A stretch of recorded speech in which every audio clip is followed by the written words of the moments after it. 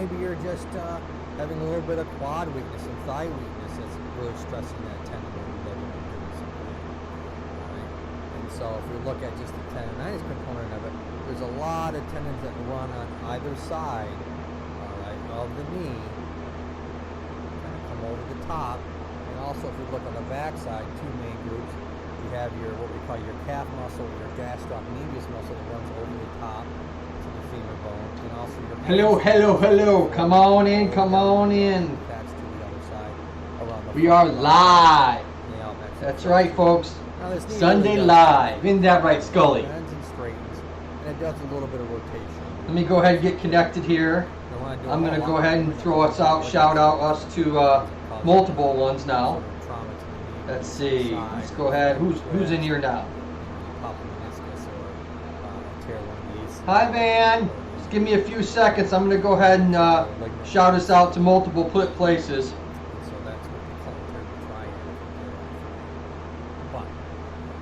So if we look at, excuse me, some tendons that can run down on the side that can give you some pain. Now, you might give you a diagnosis of both tendonitis and bursitis. Now, what the heck is bursitis? I tell people that the bursa basically, when they're not inflamed, they're really thin, almost like tissue paper. Now, when they get swollen and inflamed, they kind of blow up and become a sac. So that's when we deal with issues there. Now, all right. The bursa I just did a tweet. Tendons. That's so right. I'm on Twitter now. I got to fix my channel art to also put that icon on there. I'm going to do that today. All right. So we got that. And obviously we're going to share on Facebook. If you have a tendonitis, a little lot of times Facebook you get that bursa action. that's inflamed when you get bursitis with it. So usually, wherever there's a tendon, there's usually a bursa with it. And around the whole knee, there's a ton of bursa, right? And so, because there's a lot of very long. All right, there's Facebook, Twitter, Facebook. Let's do a. Anything that's very long and elongated like a tendon. Hi, Maggie. It's a very movable, very. I know it's late where you're at, Maggie. There's a cost to it, and some of it being a tendonitis and bursitis, and some. Let's see. Let's do a. Create a post. We're talking about here. We're talking about osteoarthritis, not rheumatoid arthritis or psoriatic arthritis. We want to talk about arthritis. We can talk about that in another discussion. Just leave a comment down below. You want to throw a shout out? That would be awesome. I'd appreciate that if you would. Let's see, and Twitter, Facebook, and let's go ahead and do LinkedIn. Or maybe all a family member or a friend, right? Hopefully get them to come to mind. And so, if we look at system arthritis and osteoarthritis, it's basically wearing. All right, Twitter, LinkedIn. Let's see what else I got. Twitter, LinkedIn, Instagram, YouTube. Usually, Facebook. you hear that little grindy, crunchy sensation as you bend up and down. That's usually. They can't say they didn't see me. Now that's normal. It's called crepitus. I'm doing all right, Maggie. I went out and it's been starting to warm up here in North Carolina in the United States. And so I did some yard work. I got to go out and do some more yard work out front today after I get done with this beautiful live stream, whenever that happens. Sometimes it doesn't. I posted my new one that you saw yesterday, and I thank you for that. I'd love to talk about that a little bit. I changed some things up in regards to my transitions from one I guess piece of content to the next within the same video. You can be irritating that. Now, one of the things that seems to cause arthritis in the knee, or accelerates it, is weight bearing. Unfortunately, if you weigh a little bit too much, all right, you're putting extra. Got 4 in the house. I see some people start rolling in here. The statistic, the status is for every 1 pound you're now, some people, Maggie, they don't have an avatar, whatever you call it, an account, so they're just watching. So it says I have 4 people, but I only have 2 in the chat, including myself. If you have a knee replacement, the doctor sometimes might say, hey, let's see how it sounds here. You got to get you some sort of registered dietitian or see a physical therapist. They might put you in the pool to help reduce your weight so that you have a better recovery. That don't sound too bad. You can hear the other video playing. That's my knee video that I did like you weigh him forever ago, probably, what, just a bigger person by 4 months or nature, close to it. It was, you I think it might was wear my about second 100 video, first or pounds. second video, something like that. Excuse me, and that also And okay. happy Sunday to you. That's right, it's Sunday still. It should be still Sunday for you too. It's 10:34 a.m. here on the East Coast. And so they might come and see a physical therapist. We might do some exercises, okay, whether it's osteoarthritis or some sort of tendon inflammation or bursa. So what do you guys think about all these live chats being done constantly now? You think that's a combination of everybody wanting their 4,000 hours? Or you think that's because everybody's stuck at home? Below and above the joint to maybe take some stress. We might talk about footwear. We might talk about, maybe. Oh, that's fine. I thought you looked at it already, Maggie. I'm sorry. Or, You might not have. You might have looked at another older video. But yeah, I dropped one yesterday on meniscal tears. And I'm changing a little bit. And I'm doing this over the next couple videos to see how people react to it. The actual little format, a little bit of how I set up the actual video. We'll see how it works out. Try some new stuff a little bit. Obviously keeping my old stuff. Keeping Scully, keeping the two docs, making sure they're kind of working along the content. I like that a lot, and through the years, you can stress the cartilage in certain spots. All right, and that could come from your hips. I got 5 in the house. Stretching, so you see a physical therapist. 5 in the house. 5 in the house. 5 in the We might look at the house. knee, but we also going to look at you as a whole I know, right? Don't quit my day job. side and see exactly what can you do to mitigate, reduce your pain, as well as hopefully. All right, so or attempt to I didn't put a specific topic, so I know it seems like several of these live streams that I've done on Sunday, all kinds of they modalities. talk a little bit about the video, so we can do that if you want to, or how I came up with that, or if you want to talk a little bit about my That's current two kind of video. ideas, some taping techniques. There's different kinds of tape. There's rock tape. There's kinesio tape that has different pretty colors to it. Certain things. We might do some McConnell tape, or also called Luco tape. There's a lot of different let's types see. of taping. So Excuse me, as well as techniques. I'm trying to think what I want to do for this next Try and improve your this life. next Saturday show, and see how I can, continue to do the little changes that I've done to my videos. All right, and just give you some basic stretches. Let's see. We can talk about the spine a little bit if you want. Always, if this Always is like to do that. All right. We got 6 in the house right now. Go maybe see an urgent care specialist that can give you a referral. All right, to. Let's see. Right? So let's go ahead. We're gonna come back and show you some different. Well, techniques for taping. I guess we can start off by branching on what I talked about the knee way back when, I'll be right back. All right. without giving too much detail away from my video if you haven't seen it, which dropped yesterday. Hint, hint, hint. I talked about meniscal tears. I didn't get into the specifics of the different types of meniscus tears. I'm trying to see if I stay away from a lot of the jargon and give it more viewer kind of content versus like information-based content.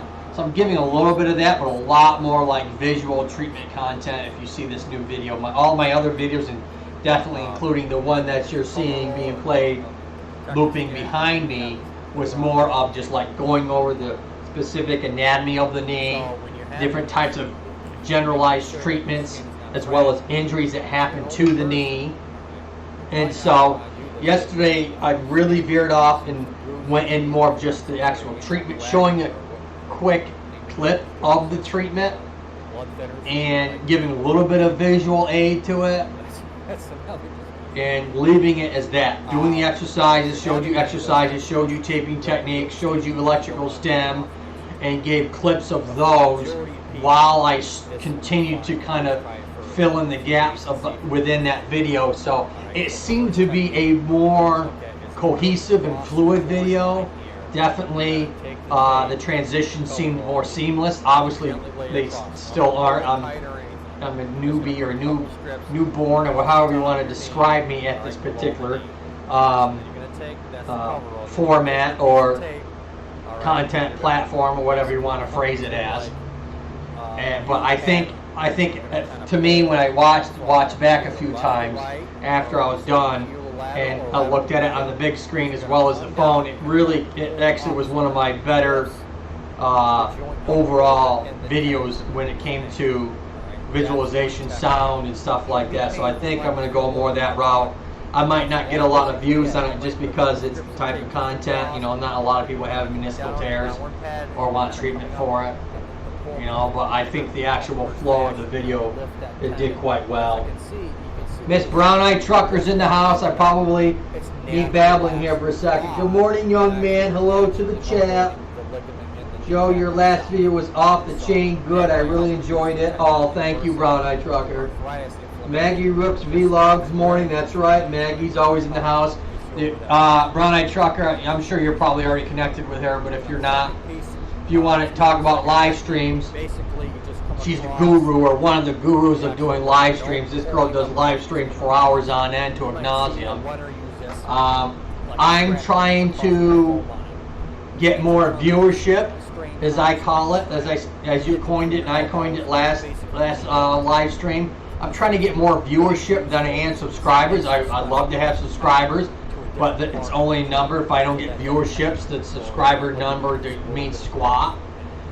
It's all about the views and the viewership and people liking your content. So I'm trying to make sure that people, you know, if they want to subscribe to me or watch my content or be a viewer, that I'm also to them too. So I'm trying to stay away from these large live streams that are 200-300 type live streams, because those people I've noticed, like I had like maybe 20 or 25 of those types of people.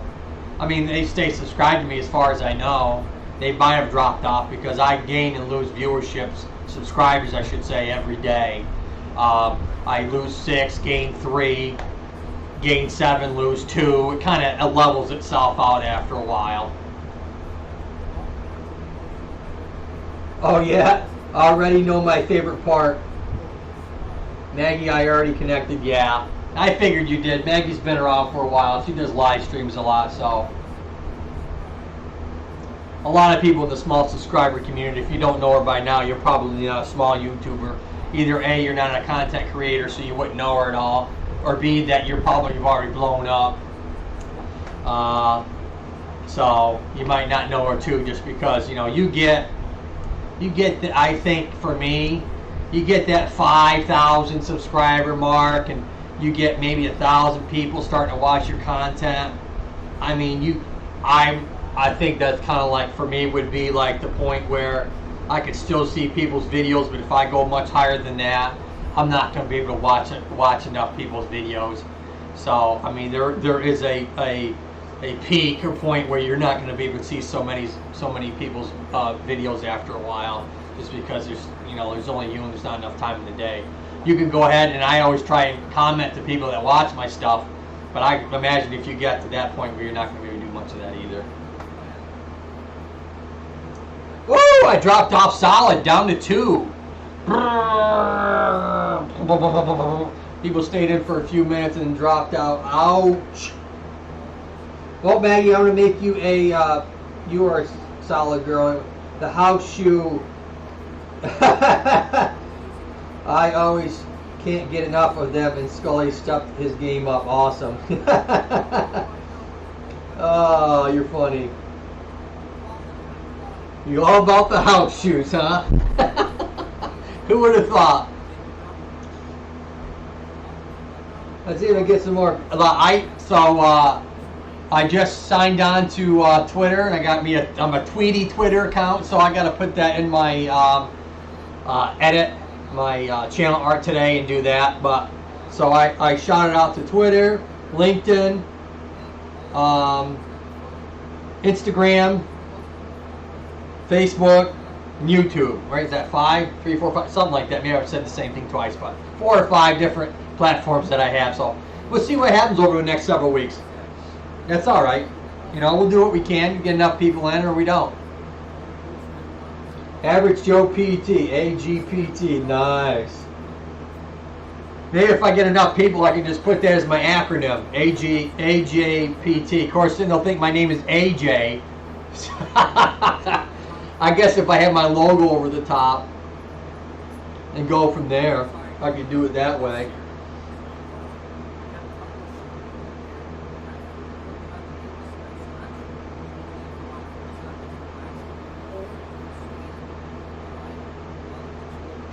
So I think I'm definitely going to do that for my format this next week. I just haven't quite figured out, you know, the content, the material that I want to use. I thought about doing disc. I haven't done disc in a while, an actual just video on disc issues. I've done back issues, but I haven't done a disc issue in probably 3 months, and that's an old video, so I'm thinking about maybe doing that as my next week. I'm kind of torn. I might go back to hip. I definitely want to go back to hip at some point because they seem, for some reason, that seems to do very well for me, or at least well for as at least for me as a content creator. I think I got like 12, close to 1,300 views on just my snapping hip syndrome, but that's a 3-month-old video. That's an older video. I keep getting content on that one. This is the average. I noticed even like we talk about reducing your pain. My stuff that's a couple weeks old. A little bit of education. It might be just the type of material I'm doing, but I don't know if it's because of the virus or what the heck's going on, or just YouTube in general. But I did see my impression rate go up. My impressions went from like 31,000 to 34,000, so it went up 3,000. And my click-through rate is 3.6, I think, right now. So my click-through rate percentage stayed the same, but my impressions rate went up, so that's good. We'll see what happens with this the next couple of videos if my impression rate goes up even further. Alright, we're back. And so, like always, BET! Oh man, that's perfect. BET, nice. Of course, I'm not sure if the Black Entertainment Television is not going to be upset with you for stealing their logo. Kind of like the WWF, the World Wrestling Federation, when we were kids. Now it had to become the WWE, the World Wrestling Entertainment, because the Wildlife Federation, or rather it was, went to court and they won over the icon. So you can get a better view. This thing right out here, this thing over the top is called. Got 4 in the house. Kind of slow today. Kind of chugging along, trying to get these people in. Let me see how many people are doing lives. Just for a second here. I know that my one boy there, he's doing them every day. Gore. Let's see. Let's go to my subscribers. Let's see how many people are doing lives. Now, don't get me wrong. This is Sunday, at least on the East Coast. Yeah, there's a lot of people. A lot of people doing lives. Comes all the way down after at the bottom. Oh, Maggie Man Vlogs. Thanks for sharing for the video, Doc Joe. Very informative content. My son had this case 1 year ago. Oh, wow. All right, and then up here is more tendon as the muscles come down the line. Oh, my that gives you an idea of information tendinitis was of the tendon on top. A lot of times after a knee fun. You have some pain up in this area. Gotta throw out the love when you can. Hopefully people come back. You never can tell. So I got 2 watching. Wow. 3 watching now. Woo! So,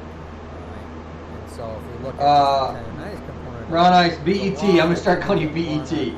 I like the intro on the last video too. So you change clothes from a suit to no suit to a t-shirt. I was almost nervous to see what was next. Wardrobe. It's gonna be bad. I never even thought of that. Oh, that's hilarious.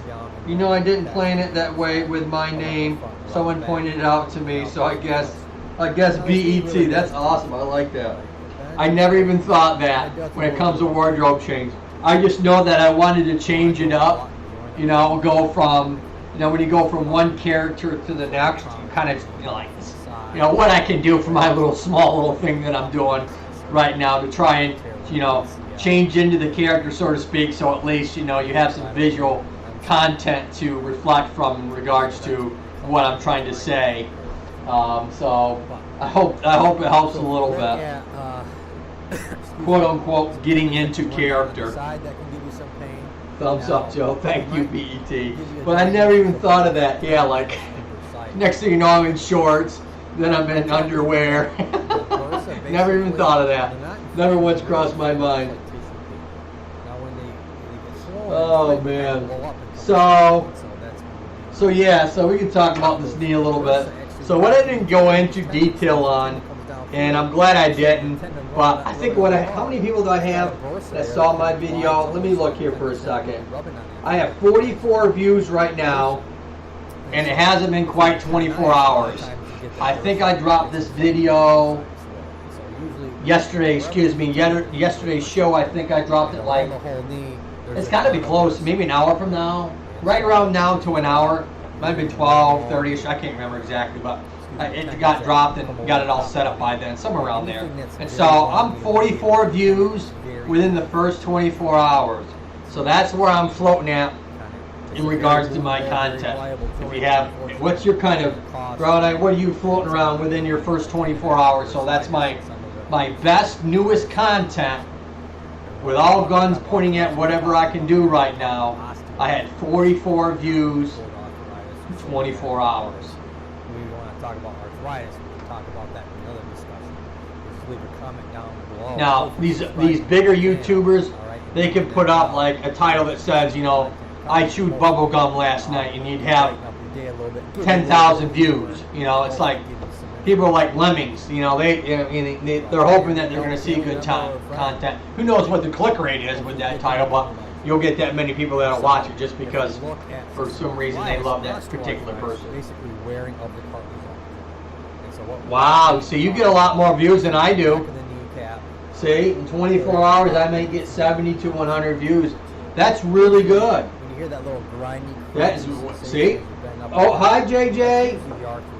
Hello dear host, how you doing? Thanks for coming. Now that's normal. So we're just talking here a second. My last video on the meniscus that I just did yesterday, right now is at 44 views within 24 hours. Brown Eye's saying that she gets between 70 and 100 views. That's really amazing, yeah. Now my content, if I get 100 views, it's usually probably within the first week. I noticed that since I'm doing a live stream on Sundays, that I lose some of my views that I get from my show. It goes on to the live stream, but that kind of just shows that people are looking less towards my content and probably more towards, these are probably creators or YouTubers that are probably looking to get subscribers.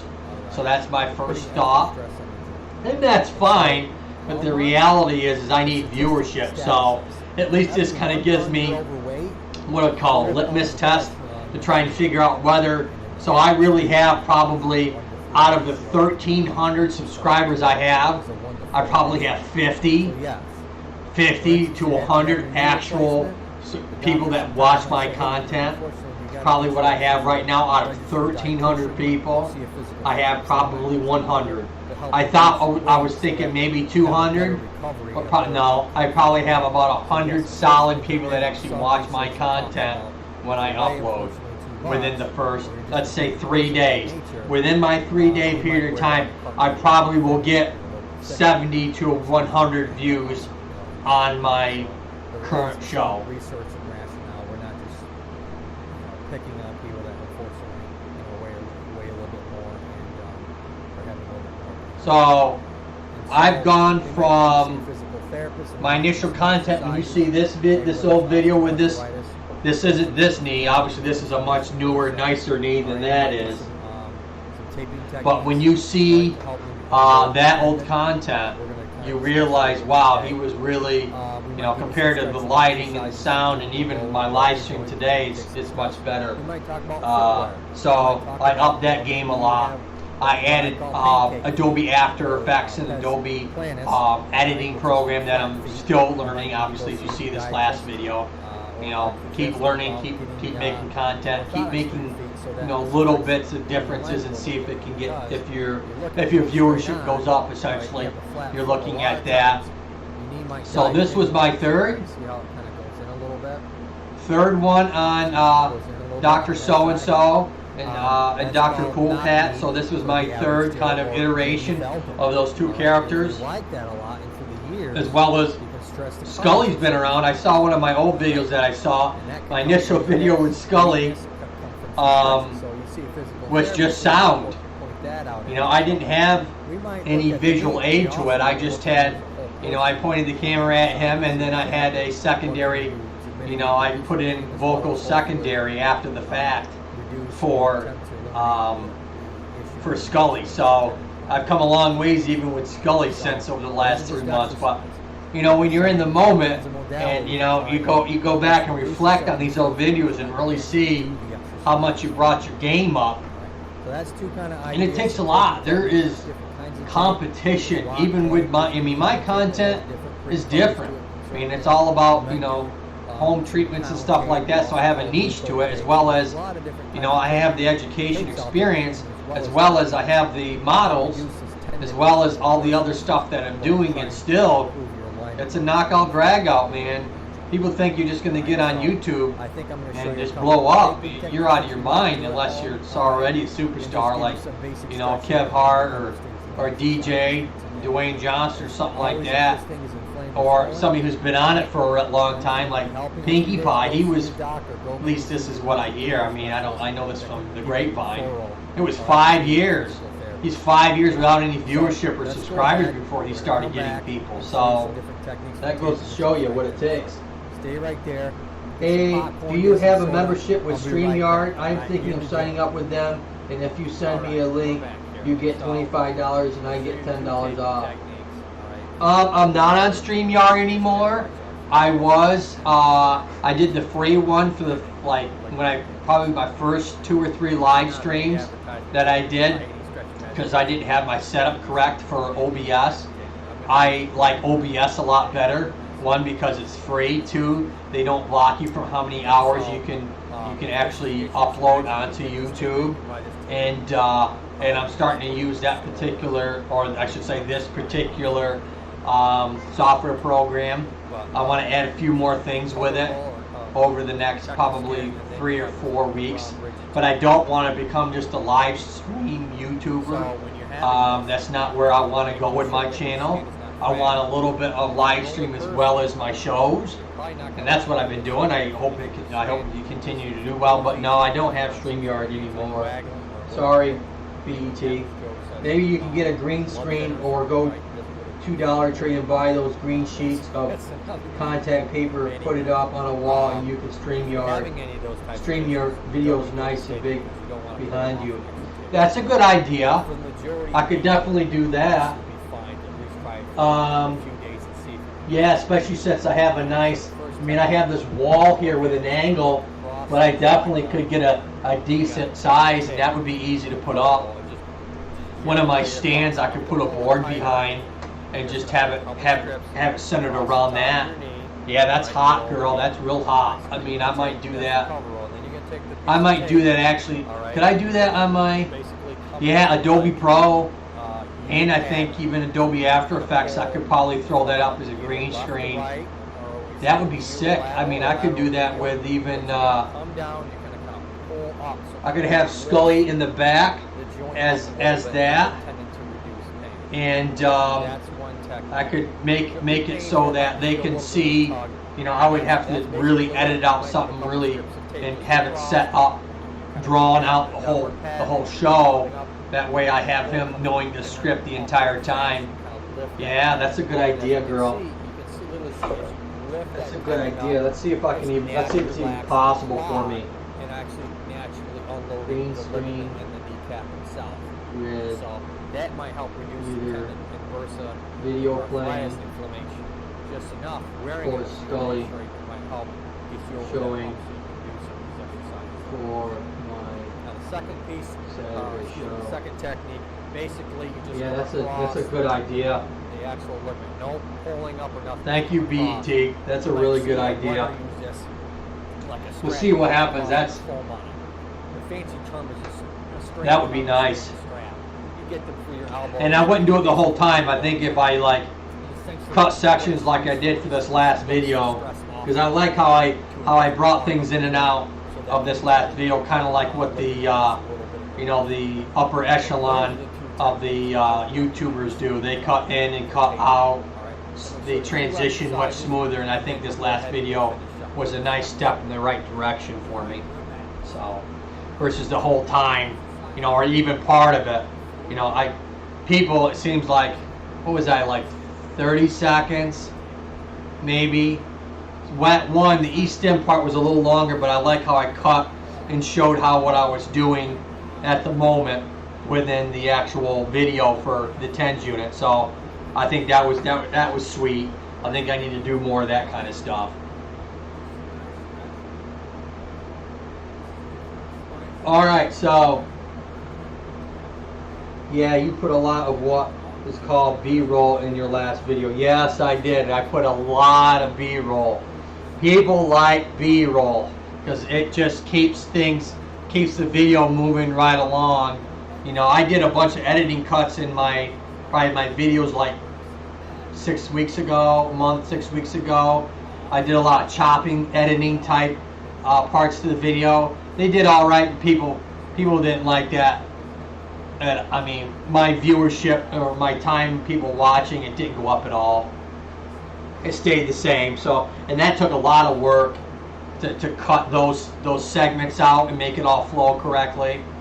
And I mean, I was hoping that I would get more views on that, but time management wise, no.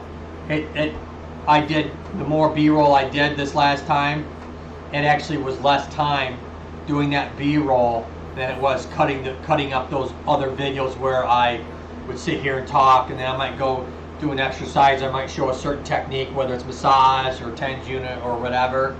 I cut in and out. Those, it takes a lot more time to view back and cut and slice and cut back and slice than it does just to make more B-roll. People like B-roll. We'll see what happens. I mean, I'm really surprised you're getting, that's awesome. I'm still shocked that you're getting 70 to 100 views within the first 24 hours of your video. I mean, that's really good. I mean, that's on point. You need to keep doing that there, BET. That's really good. I need to get to that. I got 5 in the house. Let's go ahead and let's see if I get some. Let's see if I talk some more. Let's talk about the knee a little bit more. I'm showing back here some strengthening exercises that I showed in this last meniscus video, because it's all about, you know, making sure that your hip is strong enough to control your knee alignment, whether your knee is going inwards, what they call knock knee or genu valgum or valgum. More than likely, that's where, you know, people's pain on the inside of the knee, whether it's a tendonitis or bursitis, and so you want to strengthen that hip like I talked about last time. So I'm going to leave this to a side here for a minute.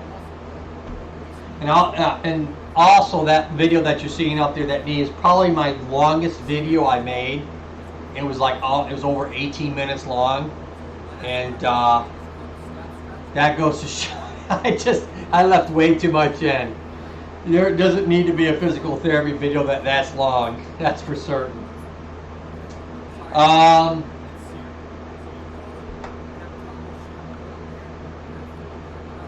Let's see.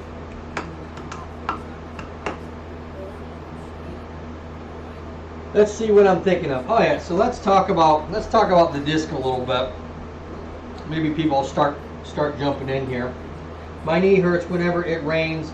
I can tell you it's going to rain before it actually rains. I'm also bow-legged. Dang, girl. Dang. So bow-legged is just the opposite of what I'm saying.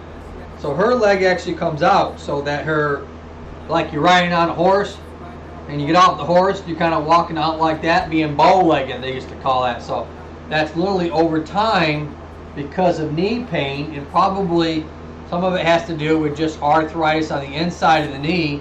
So your knee starts to gap on the outside, and your tibia over time, instead of being straight, starts to actually curve and bend, or what they say, bow. And so over the years, your tibia actually, because of the shift in your weight constantly off the side that's causing that knee pain, your tibia starts to bend and bow away from that pain site. And so that is serious. I mean, if you're having that kind of problem. A little bit of fun, Oh. hopefully brighten up your day a little bit. Now, Yes, and arthritis is because the barometric pressure in the atmosphere affects synovial fluid within the joint space. If you have enough arthritis, like I do in my spine, or if you get a lot of fluctuations in the jet stream and the barometric pressure going all over the place, it can aggravate your arthritis. This channel is here just So that's probably the reason why you quote unquote can tell the weather. It has to do with that particular issue. To try and figure out what's really going on, right? And so that's what this purpose is about. You have a today. tumor. Today we're gonna A talk tumor. Get the chopper. Stay tuned. And I have a tumor in my left outer knee. Ooh! Ouch!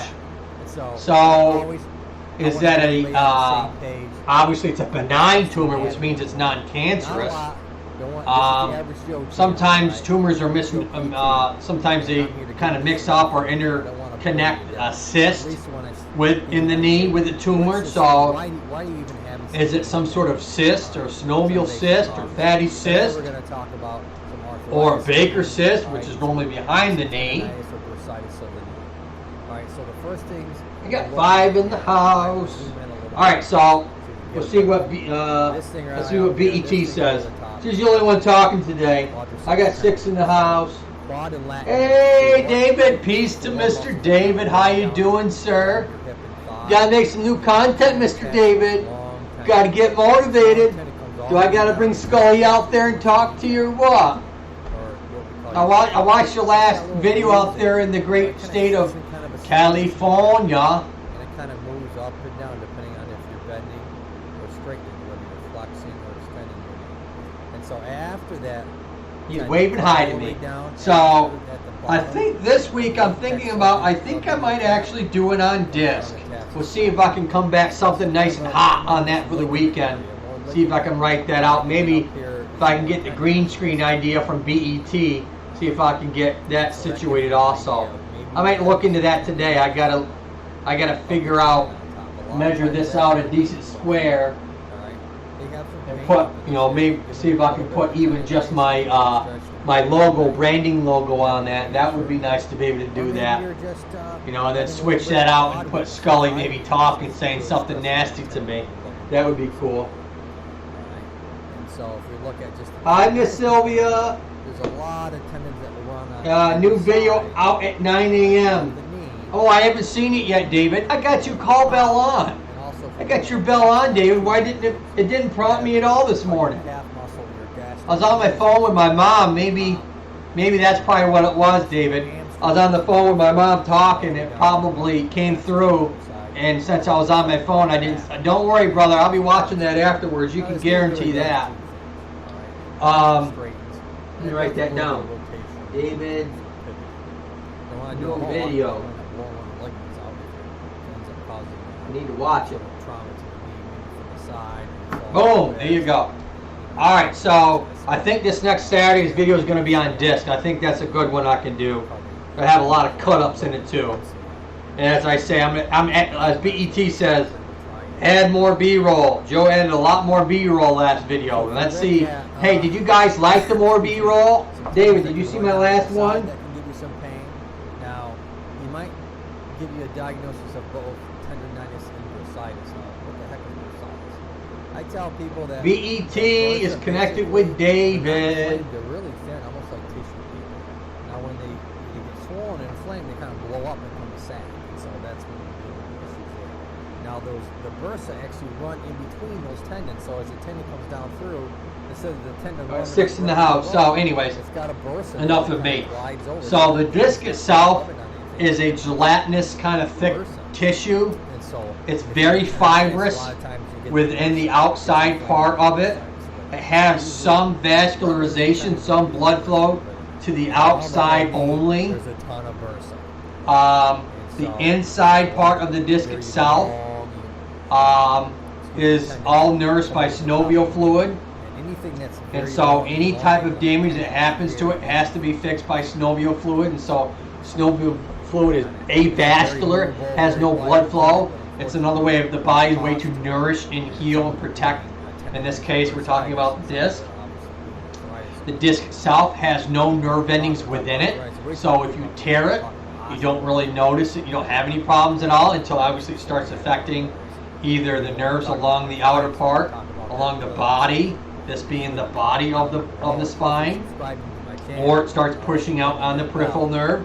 So you actually get a disc bulge, excuse me, or you can get a herniation, a rupture, you can get fragmentation.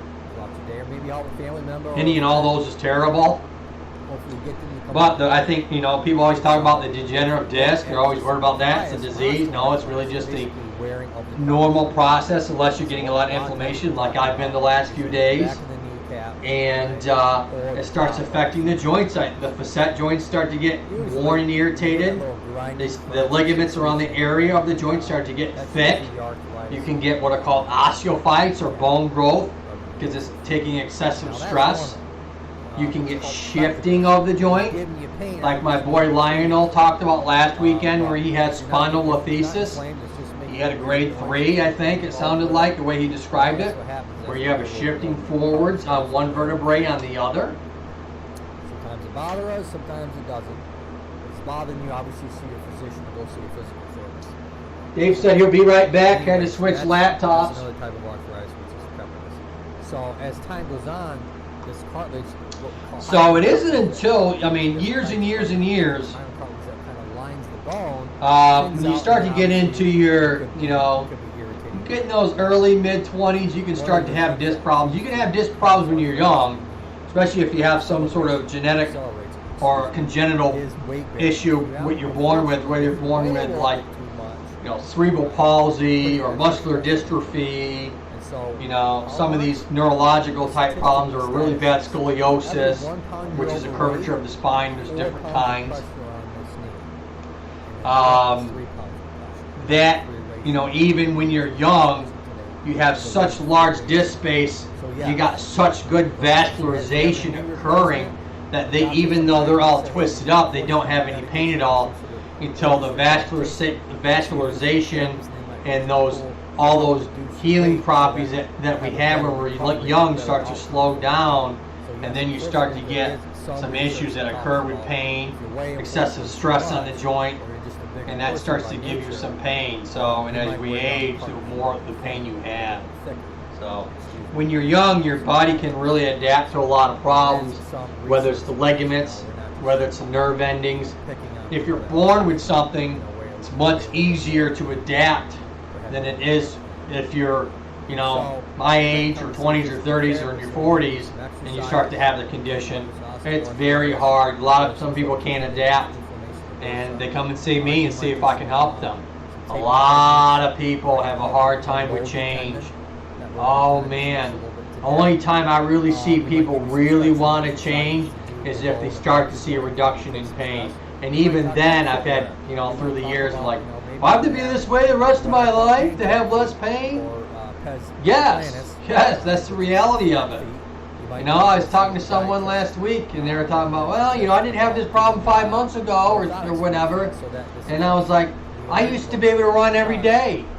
I can't run every day now because my back bothers me if I run every day.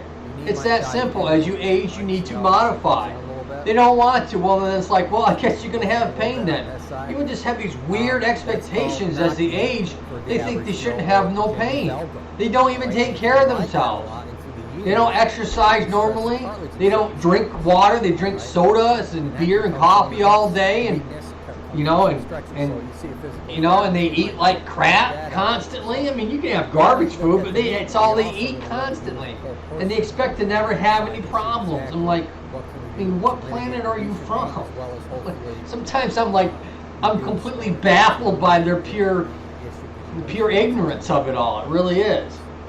So it isn't just exercise. Oh man, Dave's back on the phone, so If Dave has to drop out, he's going to be out of the system, and then hopefully he'll come back in. That's two kind of ideas. Got more in the house. Slow this morning, this Sunday. Not like it's Easter Sunday or anything like that. Dang. We might do. I think I had more people. Thinking about that 12 o'clock mark, people start rolling in. 11:30, 12 o'clock. That's what it was last weekend. All of a sudden, I had 12 and 13 and 14 people in the house. Maybe I should make my live streams later on Sunday. People getting up later, or they're at a different time zone. Like Dave. Dave's out there on the. He's out there in the Pacific. He's out there California time, so he's 3 hours behind the rest of us. All right. You don't seem to be helping in a few days. Go see your doctor. BET. David said he's going to come and see you after. He will. He's solid. Let's go ahead. He makes good content. Show you some different techniques. When he has what's that the right there. Get some popcorn. Get some soda. oh what the heck that's called, your Muse. When he has his Muse on the line, he makes content. If he ain't got his Muse hooked up, he ain't making no content. Yeah, I'll be curious, like, by the time the end of the summer comes, you know, obviously if we're all staying healthy, you know, good Lord, Ra, whoever you pray to or believe in, makes it happen, and scientists, you know, makes the vaccine, hopefully. You know, we all stay healthy. I'm curious to see what kind of content I make by the end of the summer.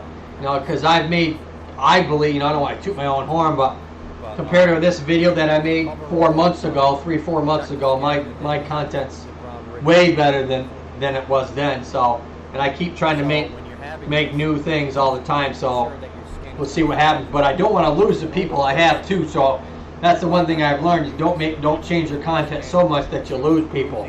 Just add one thing in at a time. Dave says later would be better. I just after 8 a.m. here. Yeah. Yeah, I probably should, Dave. I know I last week and the week before I started my live stream like 9:30, 10 o'clock. It was too early. So today I started it at 10:30. So we're almost an hour into the live stream. We'll see. Depending on how many people come in, I might do 2 or 3 hours. Hard to tell. And go from there. I do want to go to Lowe's today if I can, and do a few things. Maybe think about getting, I guess, some green, piece of wood with some green around it, right? That would work for a green screen. Brown Eyed says, thanks, David. Thank you kindly. Thumbs up to Joe. Yeah. Hopefully thumbs up. I got 5 right in here now. 5 thumbs up. I've had, I think, 7 or 8 so far come in this morning. I got a bunch of people that I probably just don't have a what's the words I'm looking for? An account with YouTube, so, or they don't have an avatar, so that they're not commenting, or they're too shy or don't have or want to comment. So anyways, just be mindful of that. And some people that I have just aren't creators. And so we'll go back to the disc here for a second. So the spine itself, for most people, not everybody, because everybody's a little bit different. No one's cookie cut. But the spinal cord ends about L1. Somewhere between L1 and L2, the spinal cord ends itself, and it just becomes the quality equiner, what we call the horse's tail, which is what that's Latin for. And so from that point on, if you get an impingement, we're not dealing with the central nervous system issue. We're dealing with the peripheral nervous system, or the PNS versus the CNS. So that's a whole thing. And you know, just talking about the basics of the central nervous system versus the peripheral nervous system. I had a huge class of, when I was at PT school, I think it was over 300 people that applied that year that I got in. I think 31 or 32 got accepted. And was all said and done 3.5 years. There was 17 of us that graduated from Mercy College back in 2006. Shout out to my brothers and sisters at Mercy College in New York, right on the old Hudson. And hopefully they're all doing well. Very smart group of people. It was a weekend program. That's right, it was condensed. Most people do a PT program Monday through Friday. We did our PT program Friday evenings, all day Saturday and all day Sunday. And then we had jobs during the week as well as we studied. We did research projects, we did presentations. This is when the internet was just first starting out. So we had to go to the library a lot still. So yeah, it was it was a make or break, like I said. You know, that attrition rate's crazy, you know. 300 something applied, 32 of us, 31, 32 got in, 17 of us graduated. So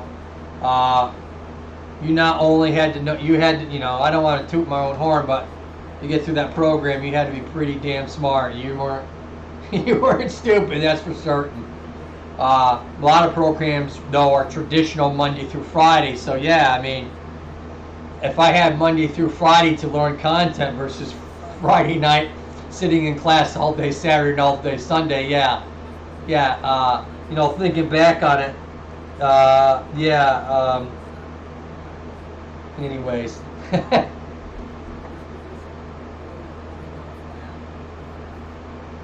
All right, so I got thumbs up, Just Joe, for thumbs. Thank you. It's bigger and better paper in the school section at Dollar Tree, and it's on about 70 cents a sheet.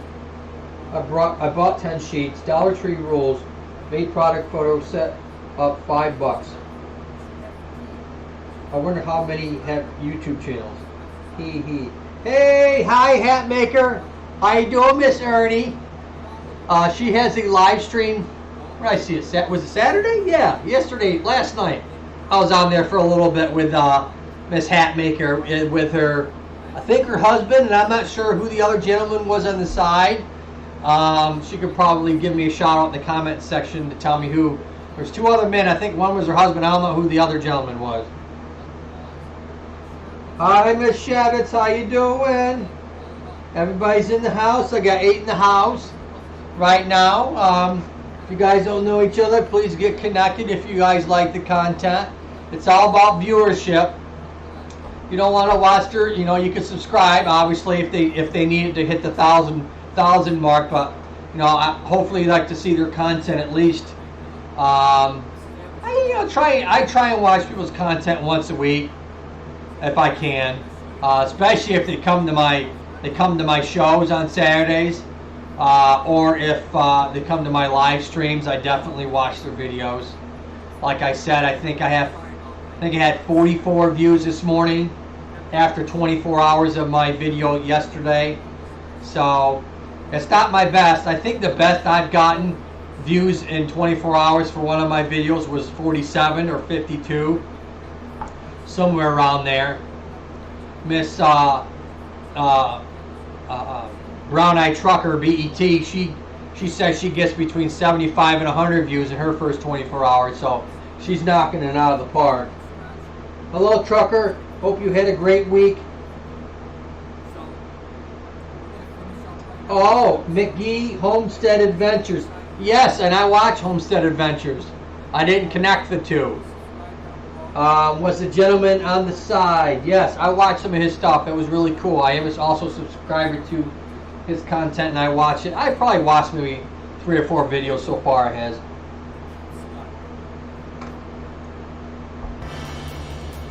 Got 6 in the house. I did thank you. Hope you were as well as all. Also as well, excuse me, Shavat or something along those lines. So, as you can see, my other video is starting over again. This is the Average Joe. As you can see, this is one of my first videos, probably, I think the third. A little bit of education. This is when this was my first really sitting down, making content, having a beginning, middle, and end. And obviously it was 18 minutes long. It was way too long. But it was kind of like me doing, you know, literally doing a decent, if I could do an intro and go from there. And so this was that first video. There was no Scully at the time, and like I was saying earlier, and I had to reflect, I didn't realize when I started with Scully what I actually did with him. When I just did a voiceover the first 1 or 2 videos with Scully, and didn't even, been doing this for not a long time, but doing enough videos that I kind of forgot how I initially introduced Scully to the Average Joe channel. So, like always, I want to get everybody on the same page. But we'll talk about anyways. We talk about the peripheral nerves here for a second. This is the Average Joe channel.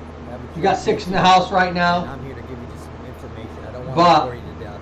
But at least so like I said before, it ends at about L1. Some people are a little bit different, but for the most part, most people's spinal cord ends at L1, and then it becomes the horse's tail.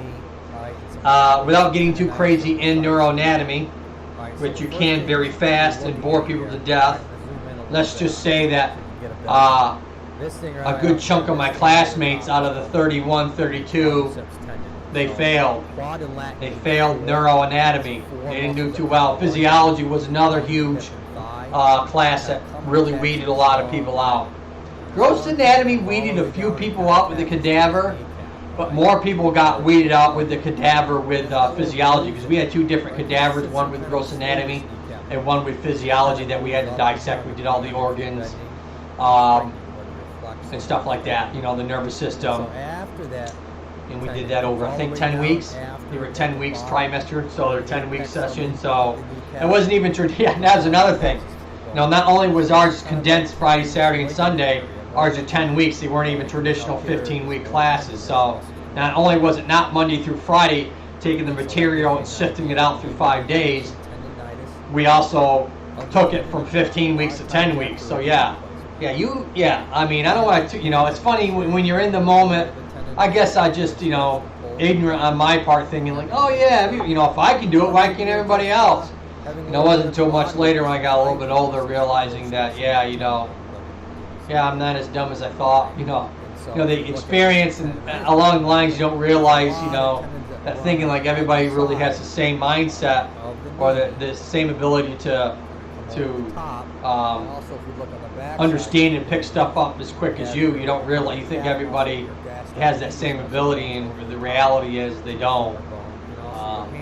So it wasn't until later in life that I realized that. All right, so the disc itself, like I said, has those different problems with it. As it ages degeneratively, it kind of flattens out, kind of squishes down, it gets really black. On an MRI, a degenerative disc obviously looks black like mine does, and it doesn't have any, and there's no white in it because you don't see any water or the synovial fluid line up, and you lose the height between the vertebrae, and that puts a lot of stress on the back side of these facet joints, and it causes a lot of shearing forces, because these facet joints, or zygapophyseal joint, has cartilage on the ends of it that I've talked about in the past. It has synovial fluid that nourishes the joint, as well as a capsule. It's kind of sitting in a cocoon capsule to keep everything nourished. And that capsule gets thick, dries out, and gets irritated too, and you can get facet syndrome. They kind of over time go hand in hand, and I get that every once in a while, where you get that radiating pain down the side. If you get that peripheral nerve, that nerve coming off of the spinal cord gets inflamed, or off of the cauda equina, and that gets inflamed. Next thing you know, you're getting radiating symptoms down your legs. So I'm going to be doing a disc, not dated disc video this weekend, and I think next Sunday I will probably compare my old disc video compared to my new disc video, and we'll see how much improvement I've made over the last 3-4 months.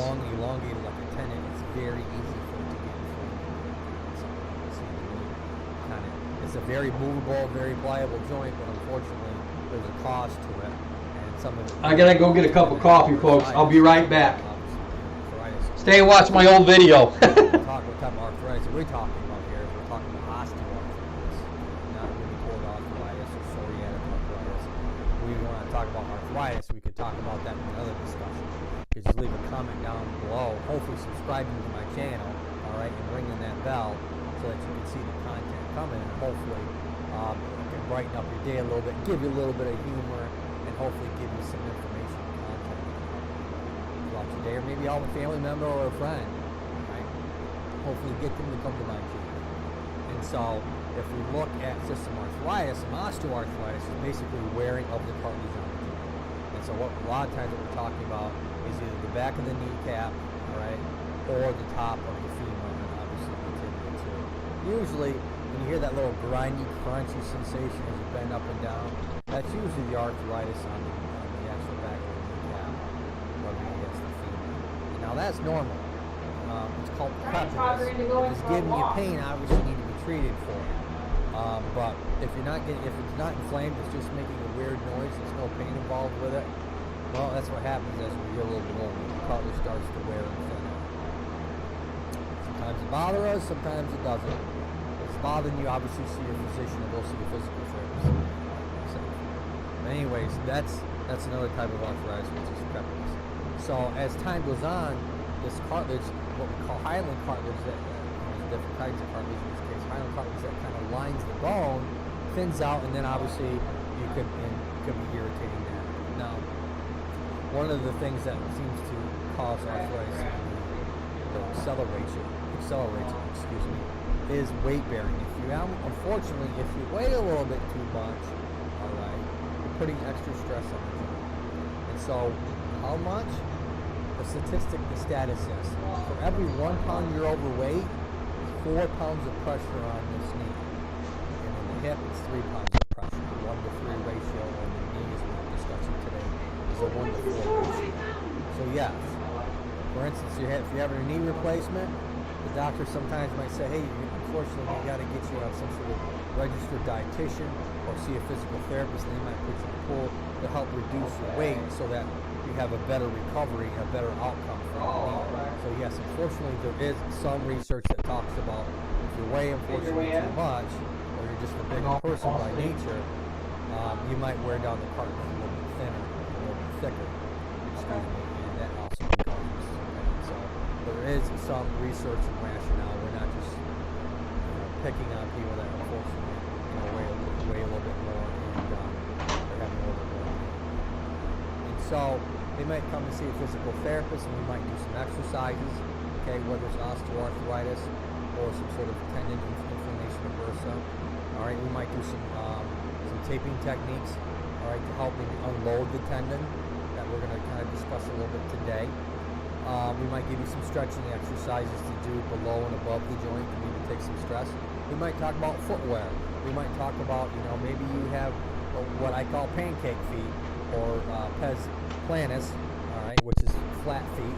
You might need to go see a podiatrist or an orthotist about getting some orthotics for your feet. All right, folks, I'm back. The alignment a little bit different because you look at your knee straight on, all right, and you have a also got some Whoppers too. Your knee might dive in. Keep me going today. Kind of goes in a little bit. Woo, Maggie! Maggie's in the house. That side. Hey, Maggie, what's it like? That's called Must be like midnight there or something, ain't it? Genufalbum. Hey, 6 hours ahead, 7 hours, something like that. You're pretty far ahead. In certain spots. All right. And that could Oh, you're welcome, Maggie. Weakness could come from some stretching. So you see a physical. Maggie does live streams Point that out. all the time. We might look at the knee, but we also So- look at you as a whole person. Oh, Ed's attention to detail. Ed's attention to the details in the house. Reduce or Lock and load, or stick and stay, or stab and stack, or whatever they say out there in video land. Like I said, we use all kinds. You know, I was looking at G-Kick stuff yesterday because I was watching his latest video. Man, his lives do very well. His videos do not. I mean, for as many subscribers as he's got, his videos, what his views are like 150 maybe, 175. I'm surprised. I mean, with as many subscribers and live streamers that he has, his live streamers are not watching his content at all. All right, and just give you some basic stretching and maybe a couple of strengthening exercises for today. All right, as always, if this thing is inflamed or swollen, all right, you don't seem to be healthy. Ed's, in 2 days, go see your doctor. Ed's your WLC. Give you a referral, all right, to a physical therapist. What's WLC? Wheelchair? That's what I'm thinking.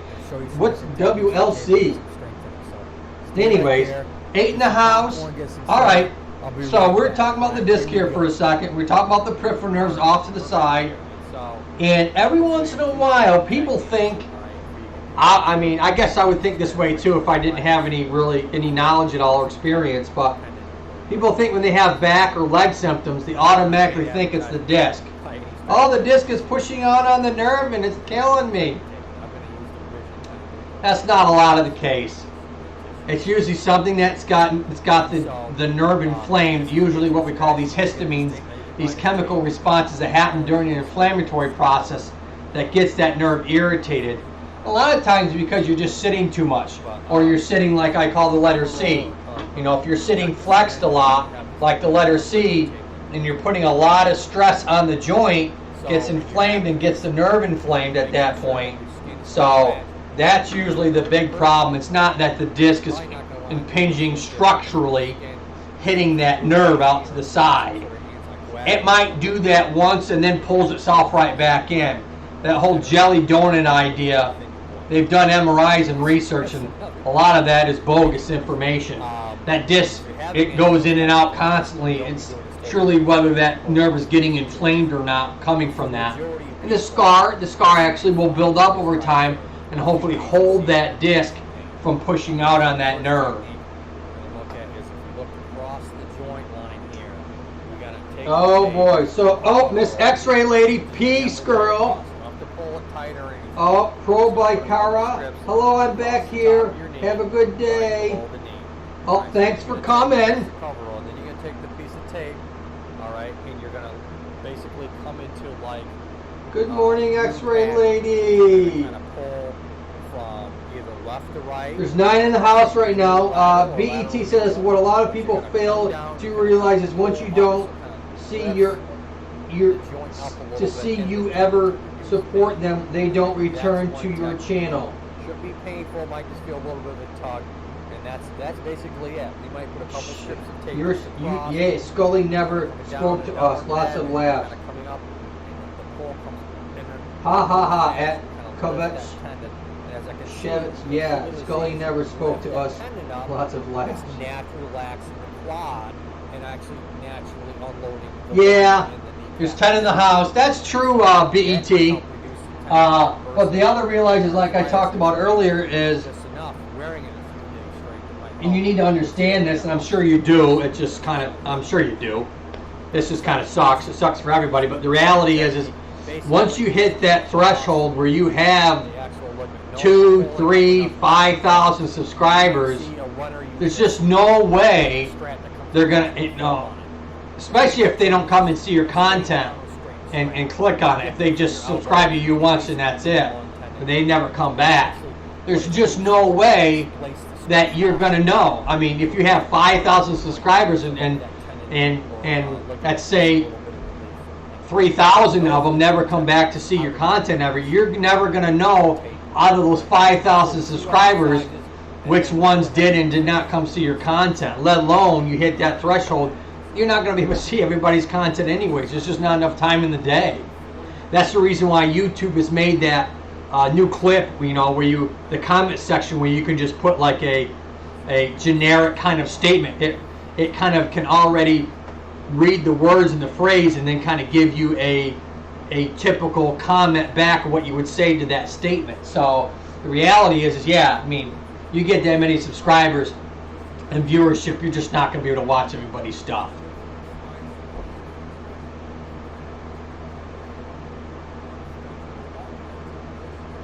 Everett, Scully spoke on camera. Yes, he does speak on camera.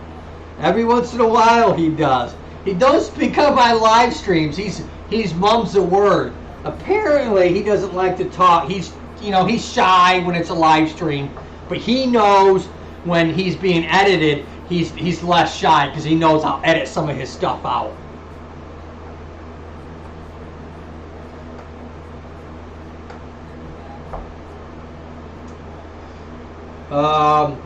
Dave says my feed keeps getting interrupted by incoming calls. Who calls on Sundays? Well, I don't know. Everybody who's Jewish, right? Right? They don't think Jesus is the Messiah, So it can be everybody that's Jewish. Anybody who's Muslim, Hindu, anybody who believes in Poseidon, Ra, atheists, agnostics. Who else would call you on Sunday? The IRS, FBI, CIA, NSA, ATF. I don't know, a few people might call you on Sunday.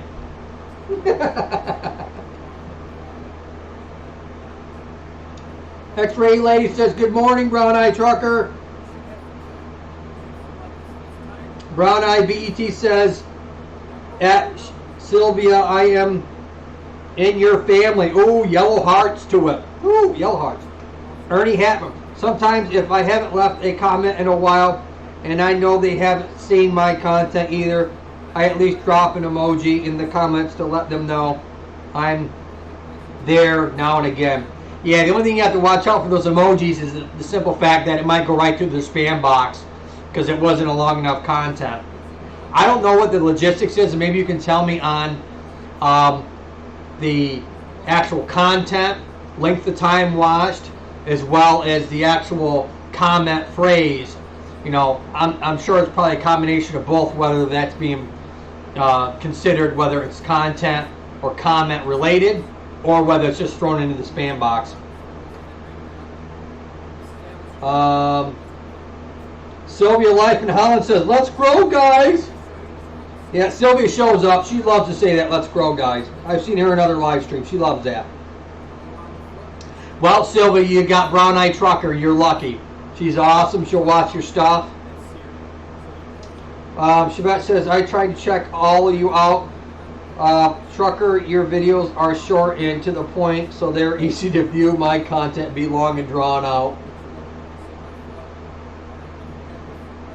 Ernie Hatwin, when I only had a couple hundred, I was following it. It was easy to comment on everyone. Exactly. Now I'm well over 1,000, and some post more than 2 vids a day. No way to hit all of them. No, there's no way to hit all of them. But the reality is also, like I said, I have 1,300 some subscribers, something like that, and I think I had 44 watch mine in the first 24 hours. So, you know what? 90% of my people that I'm subscribed to don't watch my stuff. That's the facts, unfortunately.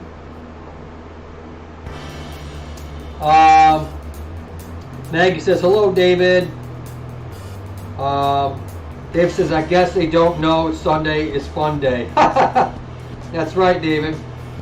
Brown Eye says, yeah, I definitely get to the point quick because I don't want people to lose interest. Thank you for support. I need it. Love, Green Hearts. A little bit of education. Christians that know that the Sabbath is on Sunday. Yeah, that's true. If you're Christian. If you're not Christian, then Sunday's not the Sabbath. And that's what we're going to do. We're going to talk about the meat. Of course, she died over there anyway. She didn't die here unless you're always, if your pain doesn't seem to go away. All right, it seems to come and what's go. that? Out there in Utah. All right. This channel is here just for a little bit of extra information, so you don't have to kind of. What's the words I'm thinking of? What's the? Sticking through the internet to try and. What's the American Jesus?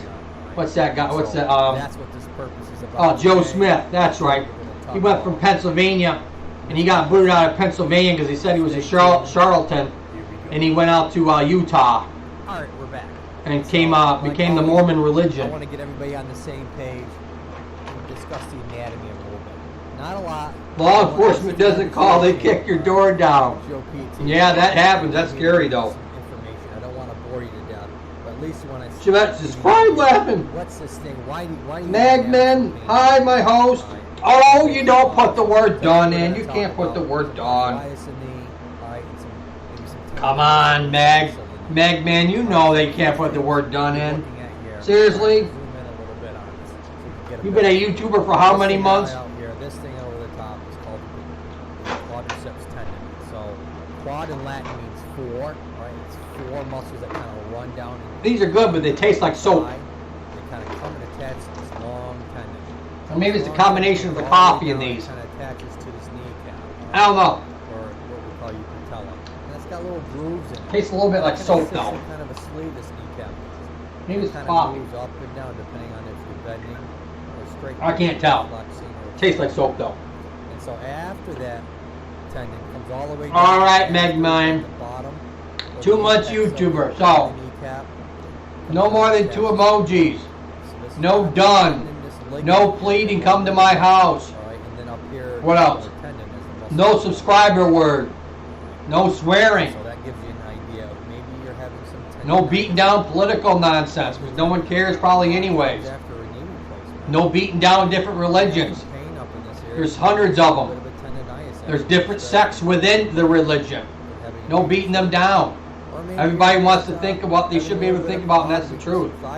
I'm all for any religion. The reality is if it makes you feel better, do it. And so if we look at just the tendonitis component of it, there's a lot of tendons that run on either side. I might have had them sitting next to soap.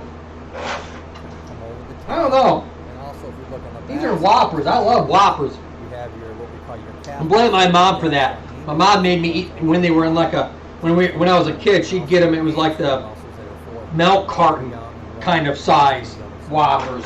Same color box though. So He really does too. she gave this to my kids for Easter. I'm eating some of their Easter candy. Don't want to do a whole lot. You end up blowing like Thanks, Mom. If you're watching, I love you. All right. What? No swearing yet? Yes, Dave. No swearing. You're awesome, David. David. Right? Yeah. No obvious, right? You know, no racial slurs because I think racism is stupid anyways. You're an absolute moron. Racism is just someone with a micro brain, as far as I'm concerned. We don't want to do any what's the gang signs? No gang signs. No gang colors. You don't hear that as much as you did back in the 90s. I remember growing up. I'm sure they're out there. The Bloods, the Crips, the Latino Kings, whoever else is out there. You know, that's I'm sure they're probably all inside the house at this point. None of them probably have health insurance. Tendonitis, a lot of times you get that bursa gets inflamed and you get bursitis. So usually That's right. They're disinfected. Yeah. Yeah. It should really help my digestive system. Ernie Hatmaker, Megmine's looking for the Hitmaker.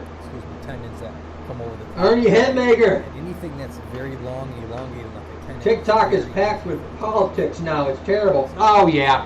We still got that one real pretty girl that goes dancing around. I don't know. She might be 19 or 20 or whatever. She's been on a couple of videos. I think she did the dance with J-Lo at the Super Bowl. She's big on TikTok. She does some dancing stuff, smiles, and she, you know, whatever. She's pretty. She's a young girl. Well, I didn't see much politics. I mean, the couple of people that I watch on TikTok, I watch the people that do impressions. There's Joe Godet or Godet or something like that. He's very funny. I love his stuff. Shout out to him. He'll never watch any of my stuff. You don't even know who I am. But he does an amazing Ryan Reynolds. Oh God, he kind of looks like him a little bit in real life, not the actual internet face projection onto you, but he actually looks a little bit like Ryan Reynolds. Very funny. That's probably why you can imitate him so well.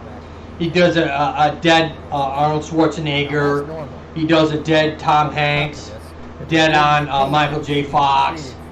He does a bunch of different characters. He's a voiceover. His business. He has his own soundproof. He does voiceovers for a living. Very funny guy. He dances. God, he can dance his ass off. Very cool guy. So if you want to do a little TikTok and want to laugh, it's Joe Godet or something like that. Very funny guy. Yeah, James Geipe is pretty cool. Live stream. I don't know. He probably does TikTok, but I know him just from YouTube live streams. one of the things that, Though he's done some not unseemly stuff, I think that would probably be taking it too far. But I mean, I don't know. I don't want to see I'm definitely not an ultra conservative. I'm more liberal than conservative. I'm kind of a little bit in between. I take both slants as well as independent. I'm kind of like the mixing pot. I like to hear people's views. I don't subscribe to any one particular party because I'm all about actually using my brain. Not, I don't want to offend anybody, but I want people to think, not regurgitate what someone else has said. I want you to actually reflect and think about what's going on and how it affects your life, not like some puppet master on the side. So I'm all about using your head. That's what it was made for. But anyways, let me get off that topic for a second. Yeah, Love Guy Cat. Yeah, he's got, I mean, taking a dump on the toilet and doing a live stream while taking a dump. I don't think you need to do that. I mean, I couldn't believe that. I was in the live stream when he did that. I was like, what the WTF is he doing? I'm like, yeah. I'm like, okay. I'm surprised it doesn't. It might still. Who knows? I'm surprised he didn't get a block on that. He didn't show anything, obviously, but he was there in the act. So, I mean, I'm sure that was. I'm not sure if it was marked out or whatever as a strike on him. But I wouldn't be surprised if in the future that they didn't put a strikeout on that. You might need to go see a podiatrist. Good evening, everyone. Vivian Henry TV, Peace Girl in the house. People coming in, people coming out. Any questions for me in regards to disc problems? Or knee? Or the foot? Or the spine or pelvis? I mean, I basically got shoulder blade, scapula here with a clavicle on it. I mean, what do I don't have an elbow, wrist, and hand. And you might ask why I don't have an elbow, wrist, and hand. Can't you treat the elbow, wrist, and hand? Evaluate that? Why, yes, I can. But I don't specialize specific in the elbow, wrist, and hand. I haven't taken a lot of online courses through the years or gone to weekend courses in regards to the elbow, wrist, and hand. A physical therapist can be certified easy in the elbow, wrist, and hand, as well as an occupational therapist. That's how you start to get confused between the two disciplines. You can be specialized in that. It's called a CHT, or Certified Hand Therapist. They do the wrist and hand and thumb and fingers. There's a whole certification on that. The elbow I'm pretty good with. I mean, I can do the elbow pretty easy. I mean, a lot of the muscles cross from the elbow to the wrist and hand. They call them extrinsic muscle groups, if you were wondering why or what that's called. Versus intrinsic means the muscles within that particular spot, they don't cross the joint from one section to the other. Muscles and tendons that are all in one spot, they cross the joint. But I kind of leave that up to people that specialize because there's a lot of crazy detail you can get in with the wrist, hand, and fingers. And I have a wonderful occupational therapist. There's two of them in where I work that they do all that themselves. Shout out to them. Max, if you ever watch this one, a shout out to you, brother. Good occupational therapist. So I let him worry about that stuff. There's only so much that can go in this micro brain of mine anyways before things start leaking out. So. Oh, Megman Vlogs leaves a dot, whatever that means. So Vivian says, good evening. So she must be on the other side of the planet. She must be like the Philippines, Japan, or China, somewhere on that other side of the globe where they're 12 hours ahead of us. Their Sunday's already over with, and they're going into Sunday night. By the afternoon here, they'll be going into Monday morning, early morning into Monday. David says, gotta go promote my video on social. I'll talk to you soon. Everyone have a great Sunday. Thanks, David. Thanks for coming by. Dave's 3 hours behind, so. 12 o'clock here, it'd be 9 o'clock there. But anyways, Dave's got a new video coming out. Don't be doing this. He makes one every once a millennia. But for the majority of people, Just kidding, David. this will be But fine. At least try it for a few his are days. pretty detailed, and they take time to make. First technique Plus, his muse was sleeping. is if you look across His muse you gotta take was the cover either on a writer's strike or lay it across. was closed in for the coronavirus. So he just made his new video coming. Strips across the top of your knee. So right below the Dave's a knee. good guy. Then you're gonna take He'll watch the their cover, videos. take the piece of tape, all right, and He's out there in California, so into, like, give some love. Go out and watch his. pattern. Try to watch at least 40% of the thing. Either These left people or watching 10 and 15%. lateral, All you're doing is lateral, screwing everybody's come down, your impression rate just freaking drops when you get too many people not watching your video long enough. And that means that they don't put your content out to more people, so basically screws you. Could be painful, might just feel a little bit. So I'd rather, people, I'd rather have you, if you're gonna watch like 15%, I'd rather not, don't even watch the video. Downward pattern, and you're kind of coming It up. just messes things up. Pull comes in an upward fashion, kind of lift that tendon. And as I can see, you can see, literally see as you lift that tendon up, BET Broad Eye Trucker says, see you soon, David. quad, Bye, David. He waves bye. Bye. See you later. Bye. No. Bye, bye. Just enough. Wearing it a few days straight, it might help. I'm gonna go start lunch. See you next time. Good day to the chat. Now, the second All right. excuse me, the second technique. You go have some lunch basically there, just come across BET. the- My lunch is Whoppers and coffee, apparently. Come across.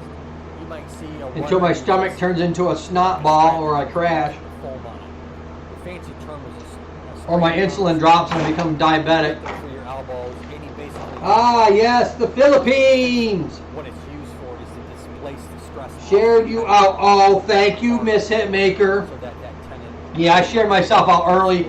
I got to change my channel art. I signed up for Twitter, so I tweeted myself out there. For tape. I All right. did Facebook. 2 exercises. I did Go ahead and finish up with this. Instagram. And I did YouTube. And LinkedIn. Shouted out to 5 platforms. Apparently no one wants to learn anything. As well as no one wants to show a little love. Get some content, get some subscribers, get some viewership. All about the viewership. So, this darn little joint, come and see the therapist. Once in a while you can get lucky and it'll go away on its own with a bunch of medications, anti-inflammatories like ibuprofen, Aleve, which is basically naproxen. Those are one and the same thing. Tylenol's good. There's a couple studies out there that talk about taking Tylenol with ibuprofen or Advil, which is one and the same thing. They show that, there's a couple studies that show that that's actually better than some of the narcotics that's out on the market for pain relief. And so you just have to remember that if you're on drugs and stuff like that already, that you see your physician. Just because it's over the counter and you can buy it doesn't mean that you can't screw yourself up like your stomach or your kidneys. Now your liver, depending on what it is, if it's aspirin or Tylenol, gets processed through your liver. The ibuprofens, the different NSAIDs, they're processed through your kidneys, so you can screw up your kidneys. If you take this stuff consistently over a long period of time, you can really screw up your kidneys. Ha ha ha. Oh no, not diabetic. Brown Eye Trucker, I thought you wanted to get lunch. I learned a lot today, thank you. Oh, you're welcome, Brown Eye Trucker. I hope you do well this week. And stay healthy, be safe, wash your hands. The masks make a difference, but it's all about washing your hands, keeping your hands away from your face if you can, as much as possible, realizing that I just put my hand against my face, but I know I'm in a clean environment. But we probably put our hands against our face, but I think the statistics is at least 3,000 times a day, whether it's your eyes, your nose, your mouth, any mucous membrane, which is your eyes, your nose, your mouth. The reality is we're human, and we're going to put our hands against our face. We're literally trying to basically stop thousands and millions of years of evolution of putting our hands to our face, and now they're telling us don't put your hands against your face. It's very hard to do. But that's the biggest thing. I mean, the mask also and gloves also keep you one extra idea of keeping your hands away from your face. But that's what it's all about.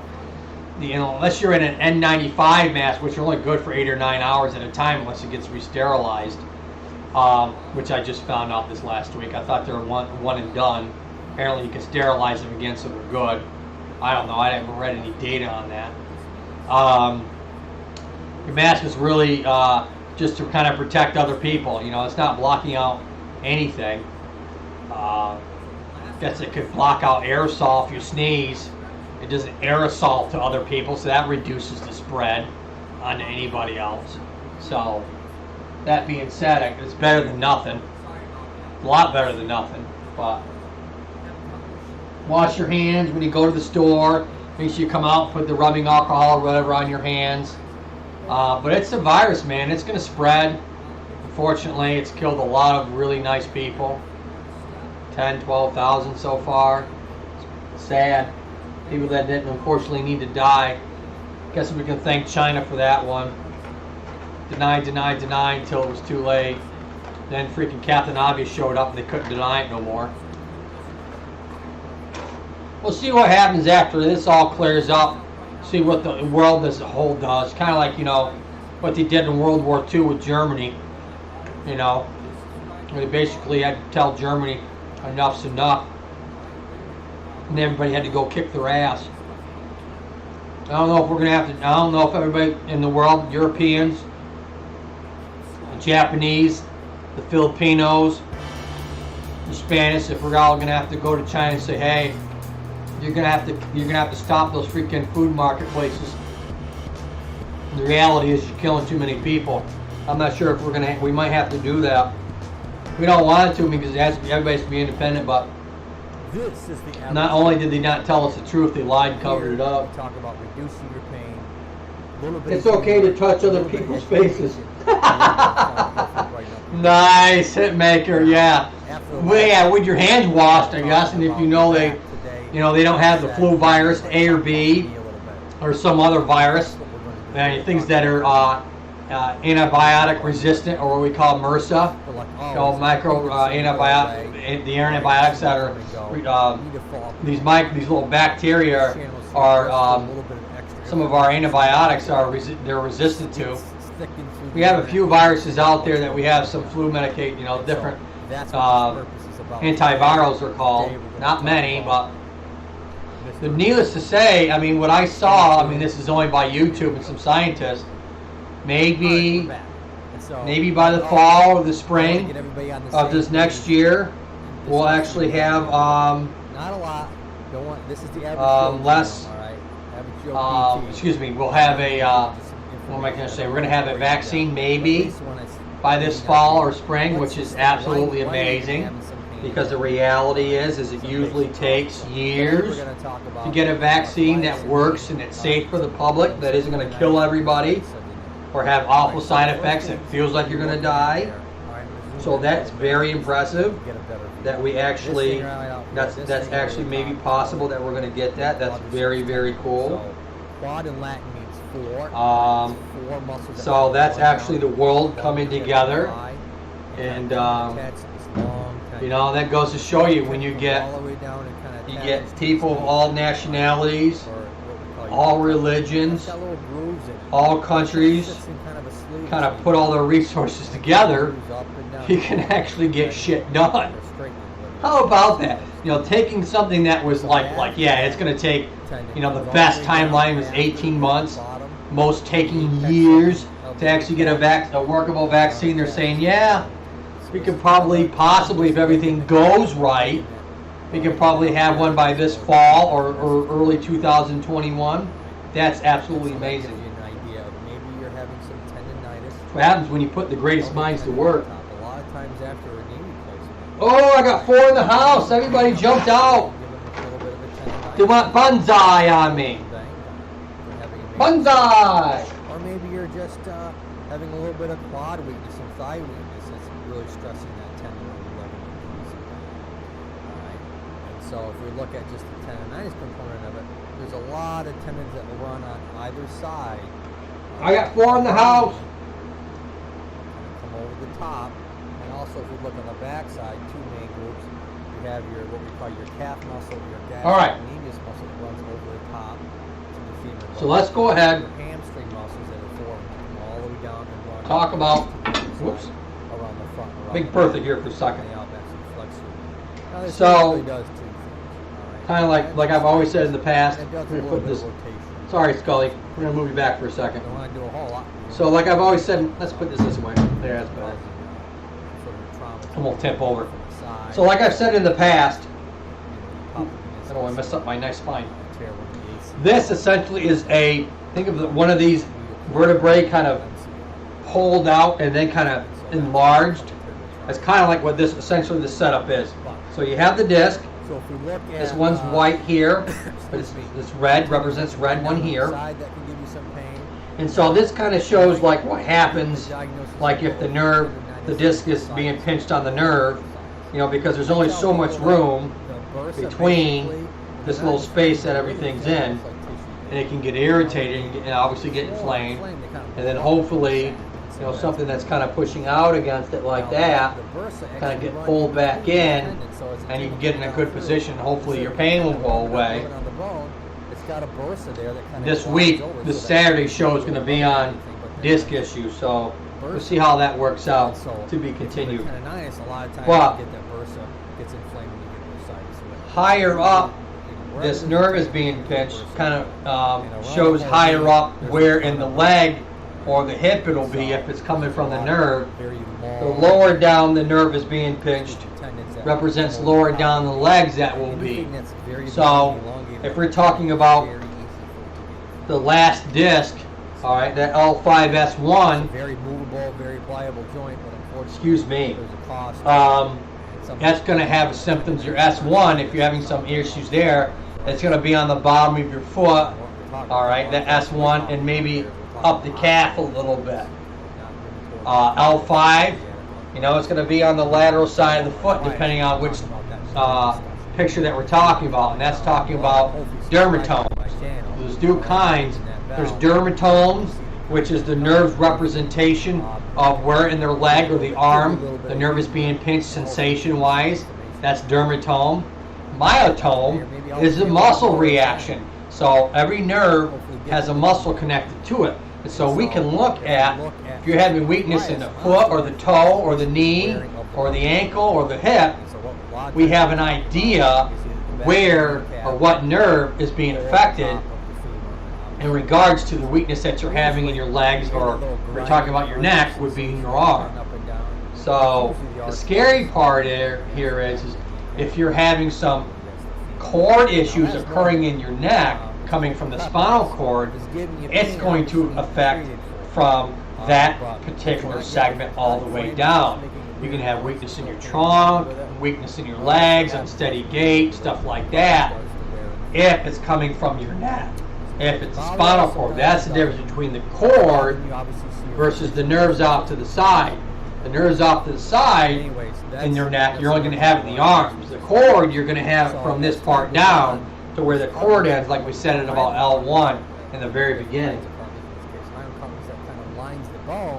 Thins out, and then obviously look, it's like you're playing guitar. Yeah. Sweet dreams of moment. Bing, bing, bing. Or the is weight bearing. Oh, the flute. Unfortunately, if you right, it's like this, right? Putting extra stress on. Anyways, you got me off topic, hit maker. See how easy it is to get me off topic? You're overweight. Oh shoot! All right, so I was saying, you know, that cord, if it's being pinched, you know, up in here is going to affect your legs if it's coming from the spinal cord itself. The peripheral nerves, not so much. And so after L1, the cord doesn't exist anymore. It's all peripheral nerves from that part down. So you're going to have, it's a little bit easier to figure out sometimes whether it's done by a nerve conduction velocity test, where they know the speed of the nerve, a baseline healthy nerve, what the speed of that nerve is. All right, and they're going to test you, put little markers or little needle points where the nerve is, and then send a little electrical wave down through there to see where the speed of the nerve is being reduced at, and they can tell where that nerve is being impinged at or affected by. So, or the MRI with contrast or non-contrast, but talking nerve specifically, the nerve conduction velocity test is probably, I'm not sure, it probably is the gold standard for nerve testing. I don't know exactly, but I'm pretty sure it is. Helping unload the tendon that we're going to kind of discuss a little bit today. We might give you some stretching exercises to do below and above the joint to maybe take some stress. We might talk about footwear. We might talk about, maybe. How do I know if I have piriformis syndrome or sciatica? Pes planus. Oh, X-ray lady. You might need to go see a podiatrist. Okay. Or an orthopedist. Good question. Getting some orthotics for you. So, let's start with what the heck is piriformis syndrome in the first place. You look at your knee straight on. So you have this muscle called the piriformis that basically attaches on the underside of your sacrum, okay? It comes out, it's your main external rotator muscle of your leg, and you can see that. And so if you're, this is the back side of us, this is your coccyx, so this is your sacrum, so that it's coming around, so it's as it goes from, let's see if I can find a rubber band. Be right back, let me find a rubber band. We might look at the knee, but we also going to look at you as a third person on that side and see exactly what can we do to mitigate, reduce your pain, as well as hopefully all right, so or attempt to eliminate the issue. So that piriformis is that attaches from the back and comes across. And so you can see as that muscle contracts, it pulls that muscle back here, and as it comes out, it's always on a stretch. And so you have that.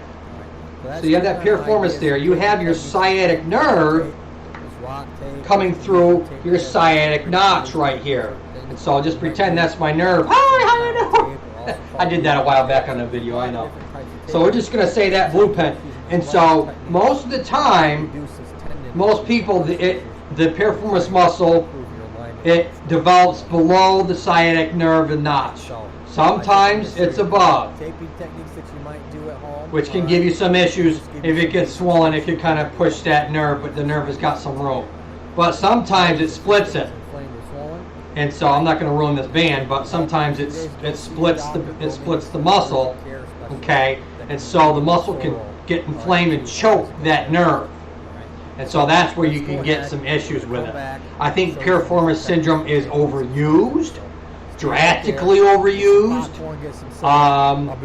You could have an SI joint problem, or more than likely, if it's all said and done, you're probably dealing with an inflammation of the nerve at the spinal level, not truly at this level. And sciatica, so your sciatica nerve or sciatic nerve, okay, is a bundle of nerves that comes out through that notch that's made up of L1 through L5, L1, okay? It comes out and then makes up your leg and splits as it comes down in your leg. At some point, it comes down into your leg and becomes the common fibular nerve, okay, and then that splits off and becomes the superficial and deep fibular nerve and makes up your ankle and foot. But back up here at the top, it's still called your sciatic nerve, coming out, branching from those peripheral nerves of your spine. And so any of those segments along there can give you those sciatic symptoms, because the sciatic nerve is a bundle of, I want to, if I remember correctly, it might be L1 through L5. I think that's what it is. I'd have to look it up, but I'm pretty sure that's what it is. Anyways, because you have the sciatic nerve, you have the femoral nerve, and you have the obturator nerve. Those three main nerve groups are a construct or derivative of your peripheral nerves in your spinal cord area. So your femoral nerves in the front, your sciatic nerves in the back, and your obturator nerves in the inside groin area. So depending on where you're getting impinged at, you can have along those nerves, along those larger branch nerves, issues going on. But just to say off the back, the sciatic nerve, I'm trying to tell the difference between the two. It's piriformis syndrome classically will not give you symptoms down into your foot. If you can relieve the muscle by doing just some deep heat to it, ultrasound, some massage, and trying to figure out why you're getting it. Are you doing a lot of crossover and keeping that muscle over elongated? All right, it's very few things that's really causing that piriformis syndrome to begin with. Is it the type of exercise that you're doing, a lot of squatting, or overdeveloped of that piriformis, or muscle imbalance that's going on that might be causing that? But to tell the difference between the two, you essentially have to break up. What I do is start from the spine. I start proximal at the spine and work distally. If I can make your symptoms resolve at the spinal level, then I know it's not the piriformis. Because if I'm treating the spine specifically, then it should not have any effect on the piriformis at all.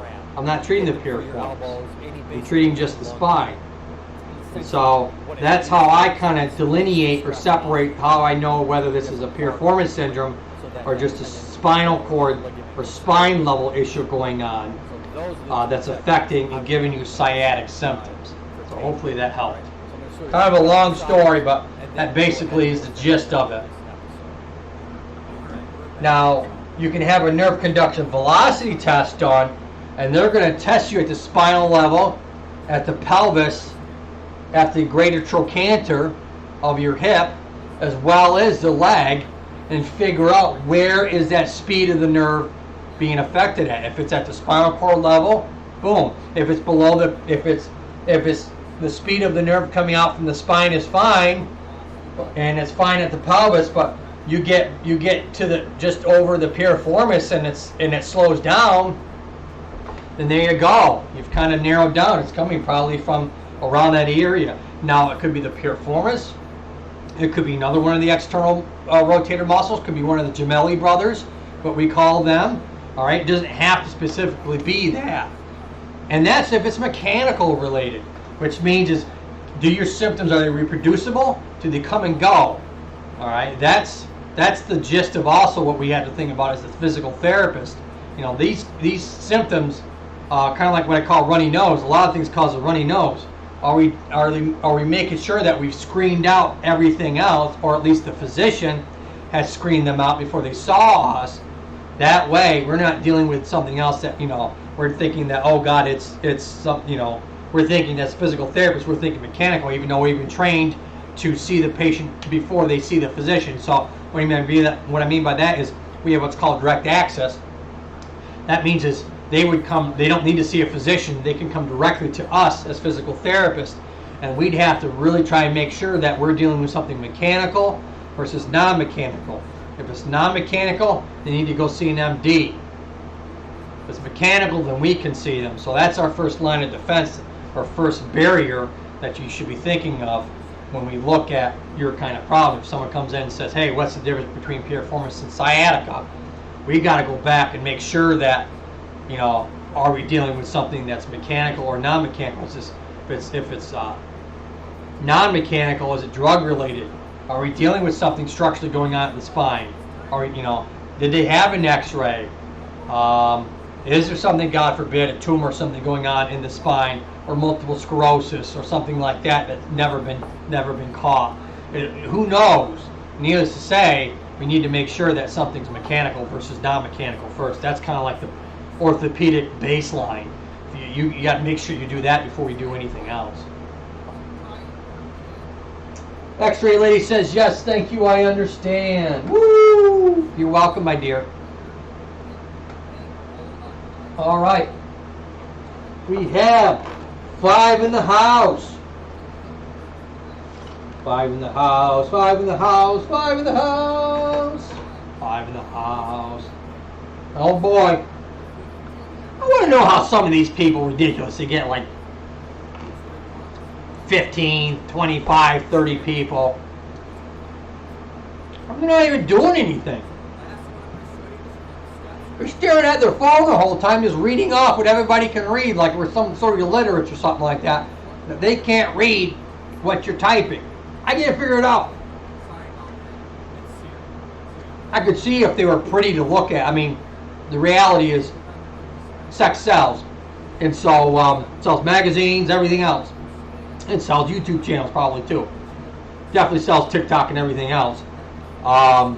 So I don't get it. Because some of these people, they're dog ugly.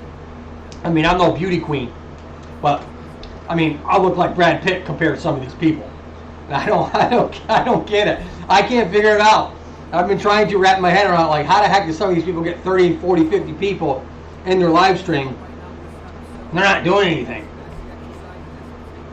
I don't know. You guys have any thoughts? How the heck are these people doing it?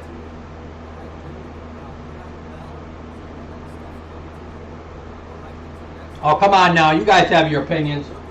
Come on, I'm hearing crickets here, people.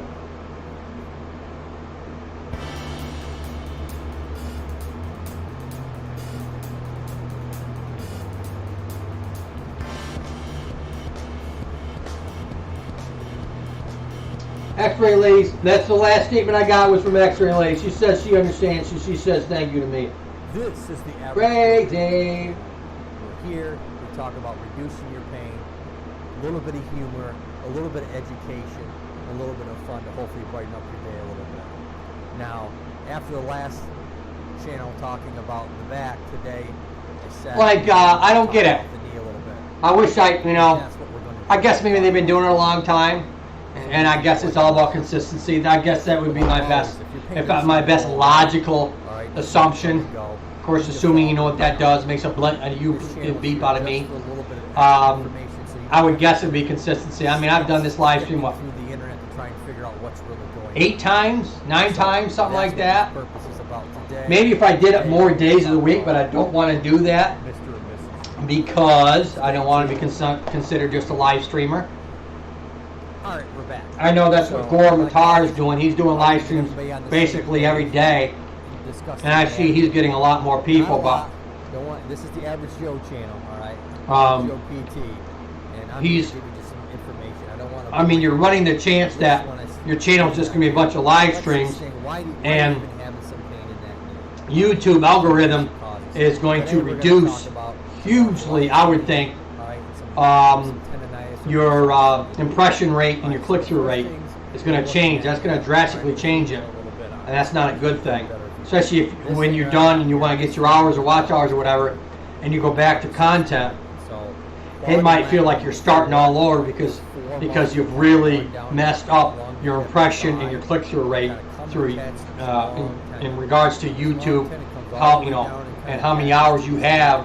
That's all kind of tallied into that. You'd have to have a huge burn-off rate of how much more content you'd have to put on to offset that live stream time kind of stuff. And so after that tendon comes all the way down after at the bottom or the apex of the kneecap. Miss Ernie Hatmaker says, we were driving through a dead zone in Tennessee, back country. We heard every 3 words for the last 10 minutes. Well, first of all, thank you for taking the time, you and your hubby, to watch my live stream. That's very sweet of you. Much love. Thank you so much. See, that's a viewer, people. X-Ray Lady, Brown Eye Trucker, Ernie the Hat Maker, so if we look at just the tendonitis component of it, there's David, a lot of tendons that run on either side of the knee. Medman, Chevette, the top, and also if you look Nagy. at the back side, 2 main groups. You have your what we call these are actual viewerships. This is where you stay in contact with whether you have 4,000, 5,000, or 10,000. That's what it's all about. I'm thinking that I want to start to do some video combination with some other people here, whether it's my live streamers or people that watch my show, and I haven't figured out yet who I can do it with that's going to make sense with my content. I mean, I can do stuff that's silly with Scully, but I'm not quite sure yet. Kind of getting a shout out there. And I think that's really what happens to some of these people is, I guess if you do it long enough, loud enough, and you get good enough, And you can get that quote-unquote lottery scratch-off ticket where someone watches your stuff and blows it up. I guess that's one way of doing it, but I think it's, what, 22 months the last time I saw it when it comes to before you really start to get a good following on YouTube, as well as what, 150 to 200 videos was also kind of like the number that people used before you really start to see how you're doing out there. It'll be interesting. I'm at 73 videos I think I've made so far based off of yesterday's video. Anything that's very long and elongated like a tendon is very easy. Oh, Ernie Hatmaker said she'd love to do a video with me. All right. Very movable, very pliable joint, but unfortunately, well, there's a cost to it. And some of you want to give me out some ideas, and I'll come up with a script, at least for my part. I mean, it doesn't have to be physical therapy based. I can do a little bit of that, which would make sense. I definitely would have good old Scully in it. My problem is I don't know how to. I mean, I can send it. I use Adobe Premiere as my software program, my editing program. So I would need to know whether my editing software program would work with your content, whatever your program you make, because that's what my my video, my whatever you want to make it. You know, what do you want my video to be? A minute, 2 minutes, or 3 minutes long, or 30 seconds, or whatever. You know, I need to know that my software program, when it's all done and I send it to you, that that it can actually work with Adobe Premiere Pro. Now that's normal. Oh, Ed's attention to detail. He's crying. This man's crying. There's no crying in baseball. There's no crying. That's the best as I can get for Tom Hanks. He just like that a little bit. That's his laugh. I'd have to work on it a long time. Anyways, that's another type of arthritis, which is crepitus. So as time goes on, this cartilage, what we call hyaline cartilage, there's different kinds of cartilage. In this case, hyaline cartilage that kind of lines the bone. Oh, my mom! I just got my text. My mom's watching my video. She's probably been watching for a while. Hi, Mom! One of the things that seems to cause arthritis. If I can get my nephew out there to actually get my mom an icon or whatever, like we got X-Ray Lady, that would be cool. Putting extra stress on the joint. And so, how much? The statistic. Doing a video with props would be fun. I use Adobe sometimes. And in the hip, it's 3 pounds of pressure. Okay. The ratio on the knee, as we're discussing today, is a 1 to 4 ratio.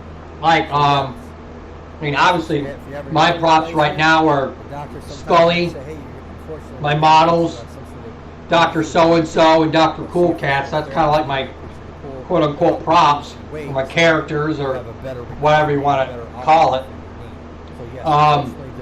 If you want to just kind of give me what kind of content, what kind of subject matter you want me to do, how long you want it to be, so I can easily do that.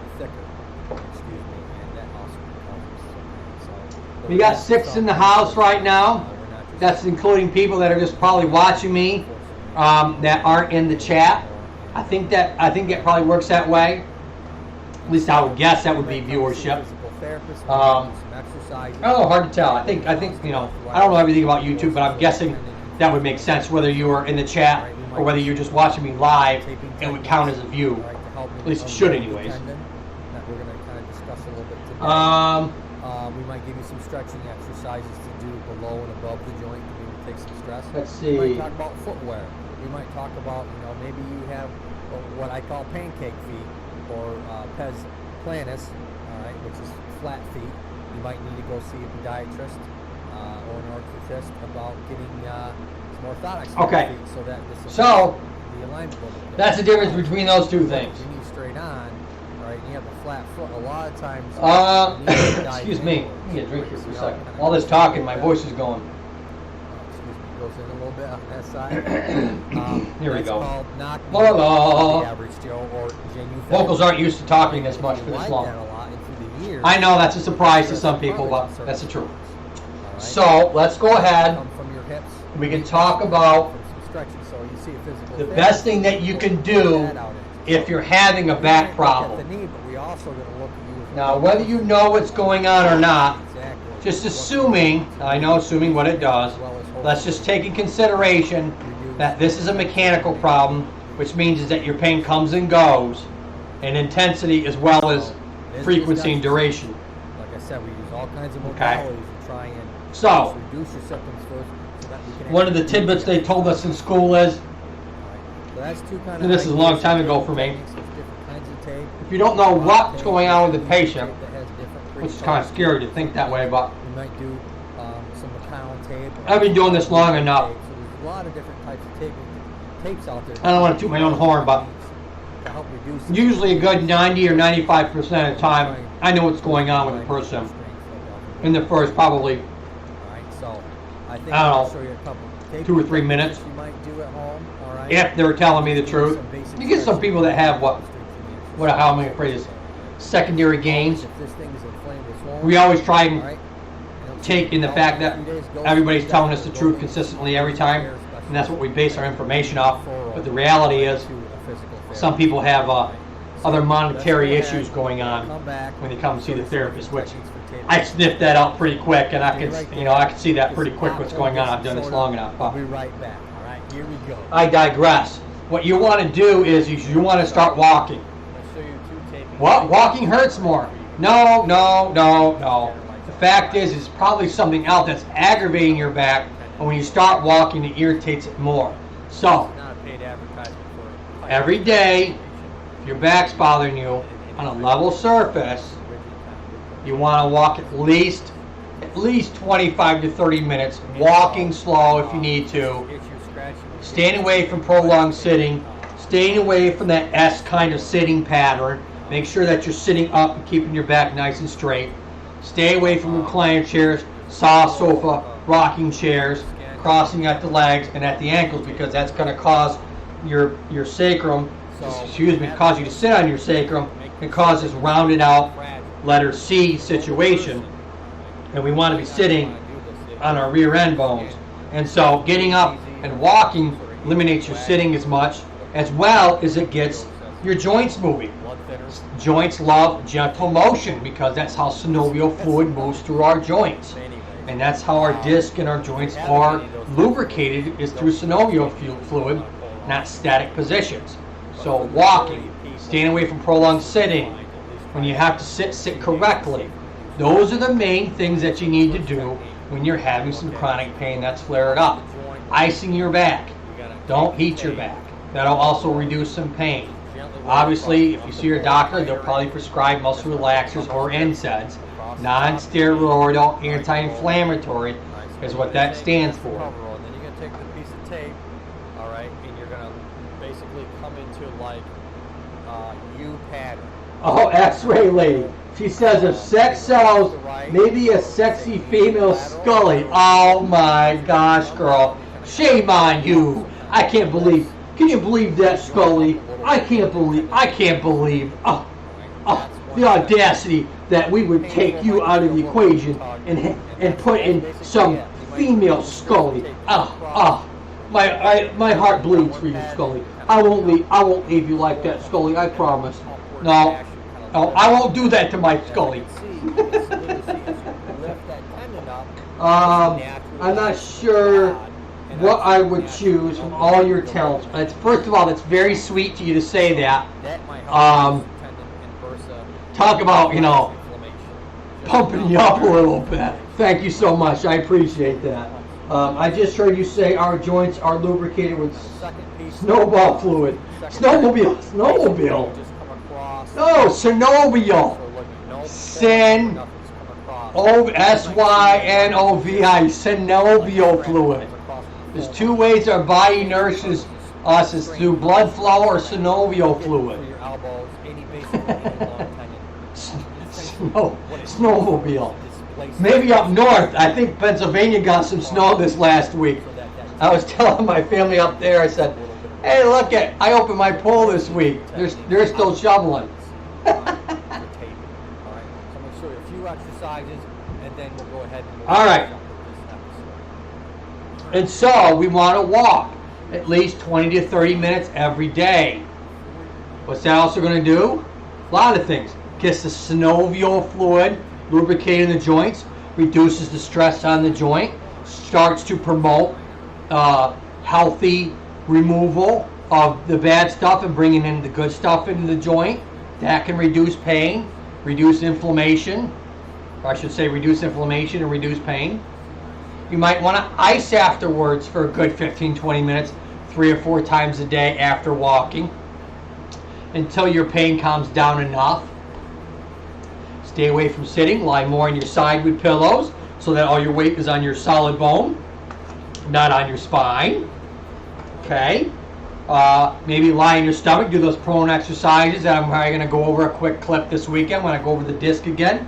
Having 1 or 2 pillows at the belly so the spine stays straight and not overextended, right? Which can bother the back more. So that's some nice basic tips.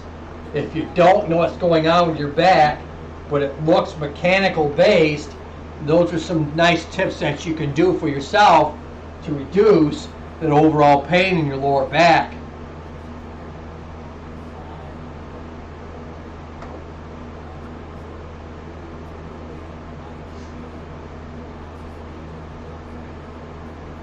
All right, we got 5 in the house still. 5 in the house.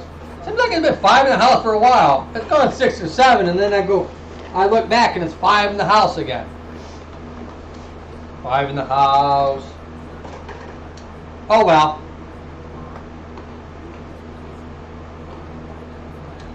Unlike some of these people that they're doing the video and showing people the video, a live stream video, while they're on the toilet and people are staying there watching it. Makes no sense to me. Now, don't learn something. I'm going to complain right now. So you might want to turn down your volume. I'm going to get my soapbox. People want to say, how can I help myself? Oh, I don't know. Maybe listen to someone that's giving free content that has like a doctorate degree, that has over 20 years experience, that's got like every model known to man and giving it for free. No, let's watch some guy on a toilet or some guy sitting here reading off what you guys are typing. Makes absolutely no sense to me. That goes to show you. What can I say? I guess enough is said. Alright, you go turn that volume back up. I'm done complaining. Woohoo is me. I'm eating my Whoppers. I'm healthy, drinking my coffee, and getting my wonderful viewers to watch my stuff. I guess it's all a person can ask for. Ain't that right, Scully? You don't like to talk in the live streams. I don't get it. He's stone cold in the live streams. I can't get him to be quiet during the shows, though.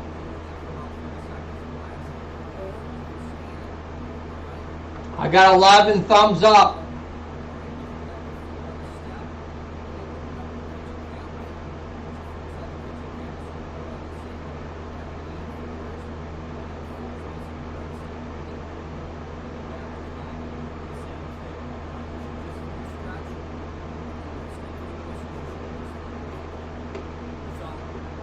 I got 4 watching.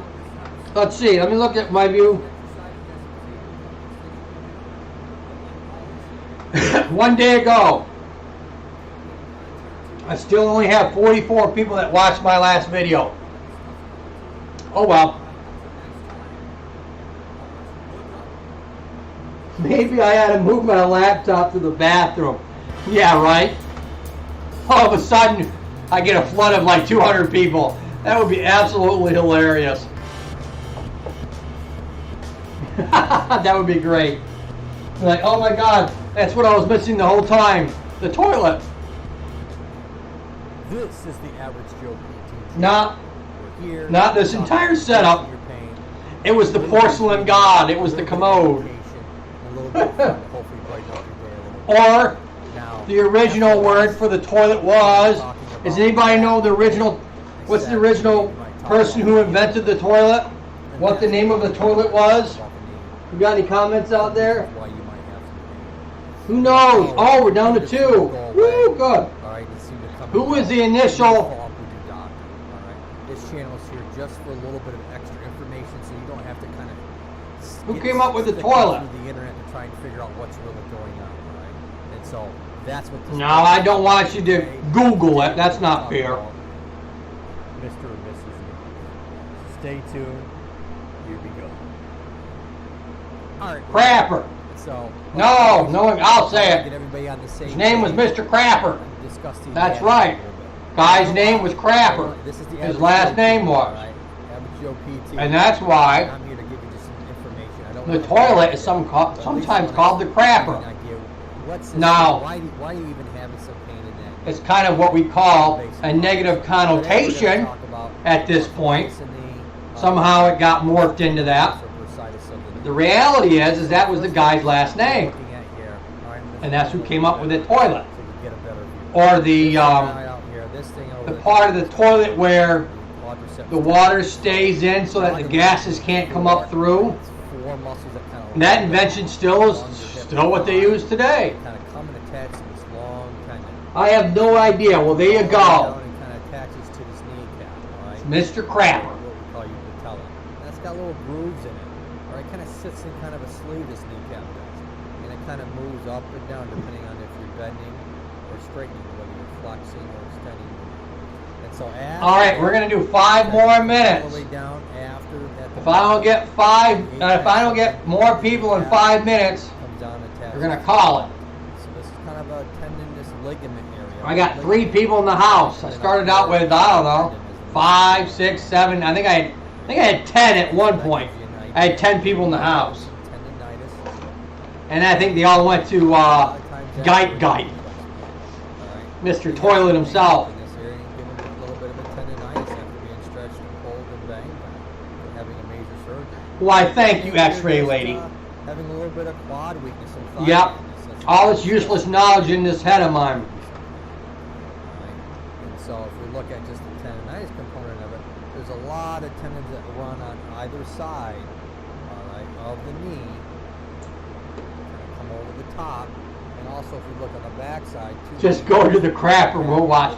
Now, girl, don't be talking like that.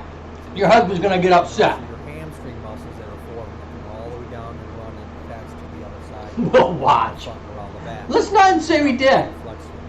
Now this knee really does too. It bends and straightens, and it does a little bit of rotation. You don't want to do a whole lot because you end up blowing the ligaments out.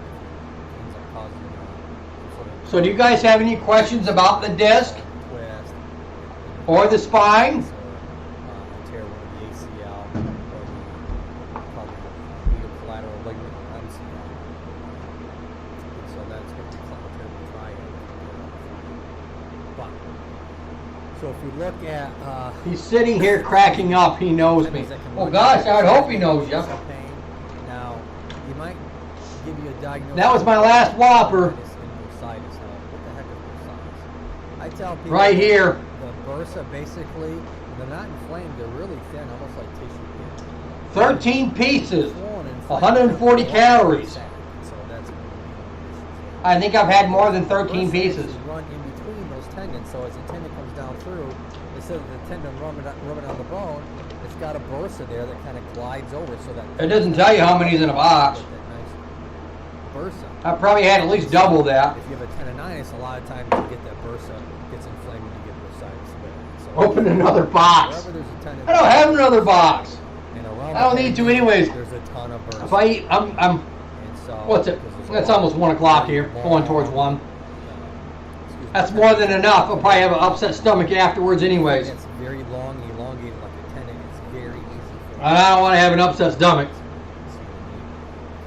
It's a very movable, very pliable joint, but unfortunately, there's a cost to it. Oh, I got 5 back in the house. There's a Bursitis. 5 in the house, 5 in the house, 5 in the We're house. talking about arthritis. We're talking about here. We're talking about So, not rheumatoid arthritis. So if you guys ever see a physical therapist for back problems, there's a few philosophies out there, physical therapy, that I know of off in the top of my head.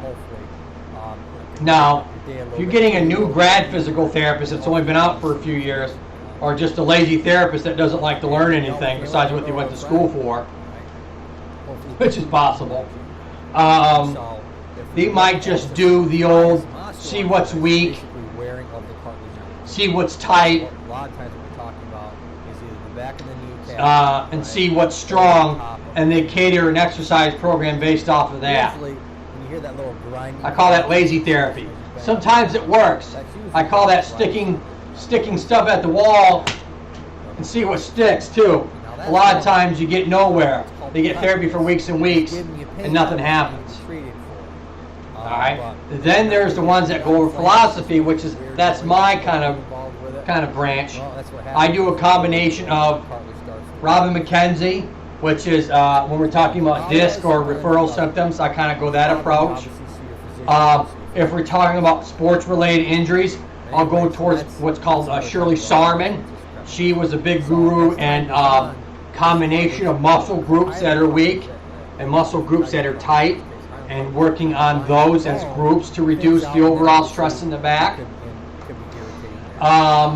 There's mobilizations, what we call Mulligan's mobilizations, not actual spinal molds, but mobilizations, and that approach is more of a kind of a chiropractic approach, where you're talking about joints that are stiff or tight, and you're trying to work on those to reduce the overall symptoms. And there's also another approach that's called the functional movement screen, or FMS. You know, I've seen that in the gym that I go to. They kind of do a little bit of a really slice of a pie of what that whole screen is.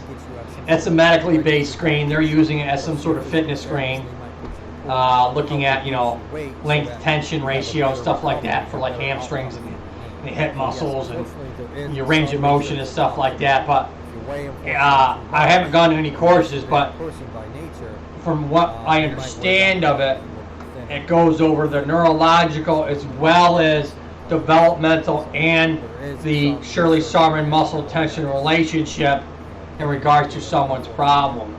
So that's kind of its own little philosophy, all in kind of one cocoon or one ball, if you kind of think of it that way, approach to treating someone with a problem.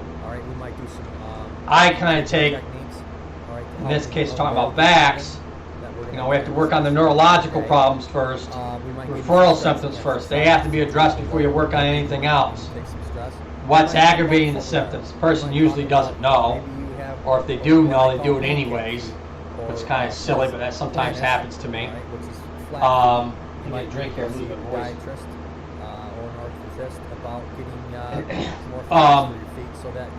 You want to get those symptoms out of the way first, those referral symptoms or radiating symptoms, by looking at what that person doing with their spine all day, and see if we can reduce the stresses around the joint, or around the spine itself, to make the symptoms, ridiculous referral symptoms, go away first.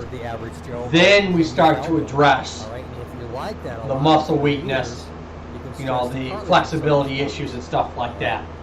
More times than not, you have too much mobility in the spine, so we got to put them in rigid positions to support the spine, because their abdominals are real weak, or their lower back muscles are weak and atrophied.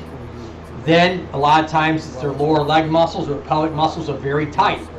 What's happened is the pelvis has gotten tight to try and support the excessive movement or the weakness around the abdominals and the lower lumbar muscles. So something's had to stabilize somewhere, and unfortunately it's stabilized distally from the spine, which is a central component of it. So when we start to address initially, that's the philosophy that I take. Work on reducing referral, radiating symptoms first. Then we look into, really dive into understanding what that person's doing all day and making sure they're not doing the same things all night to try and get the symptoms around the joint to calm down. Alright, because I call it picking at the scab. If you keep that thing inflamed, what I call, if you continue picking at the scab, something will not heal.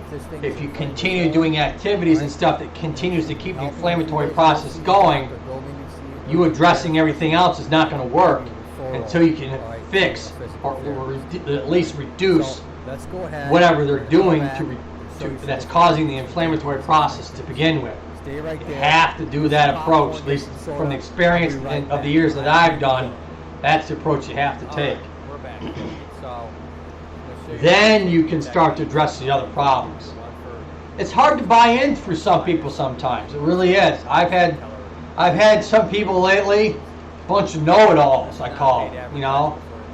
I can't quite understand it. You're coming to me, you're paying me, or your insurance is paying me for my professional opinion and experience, and then you don't do it.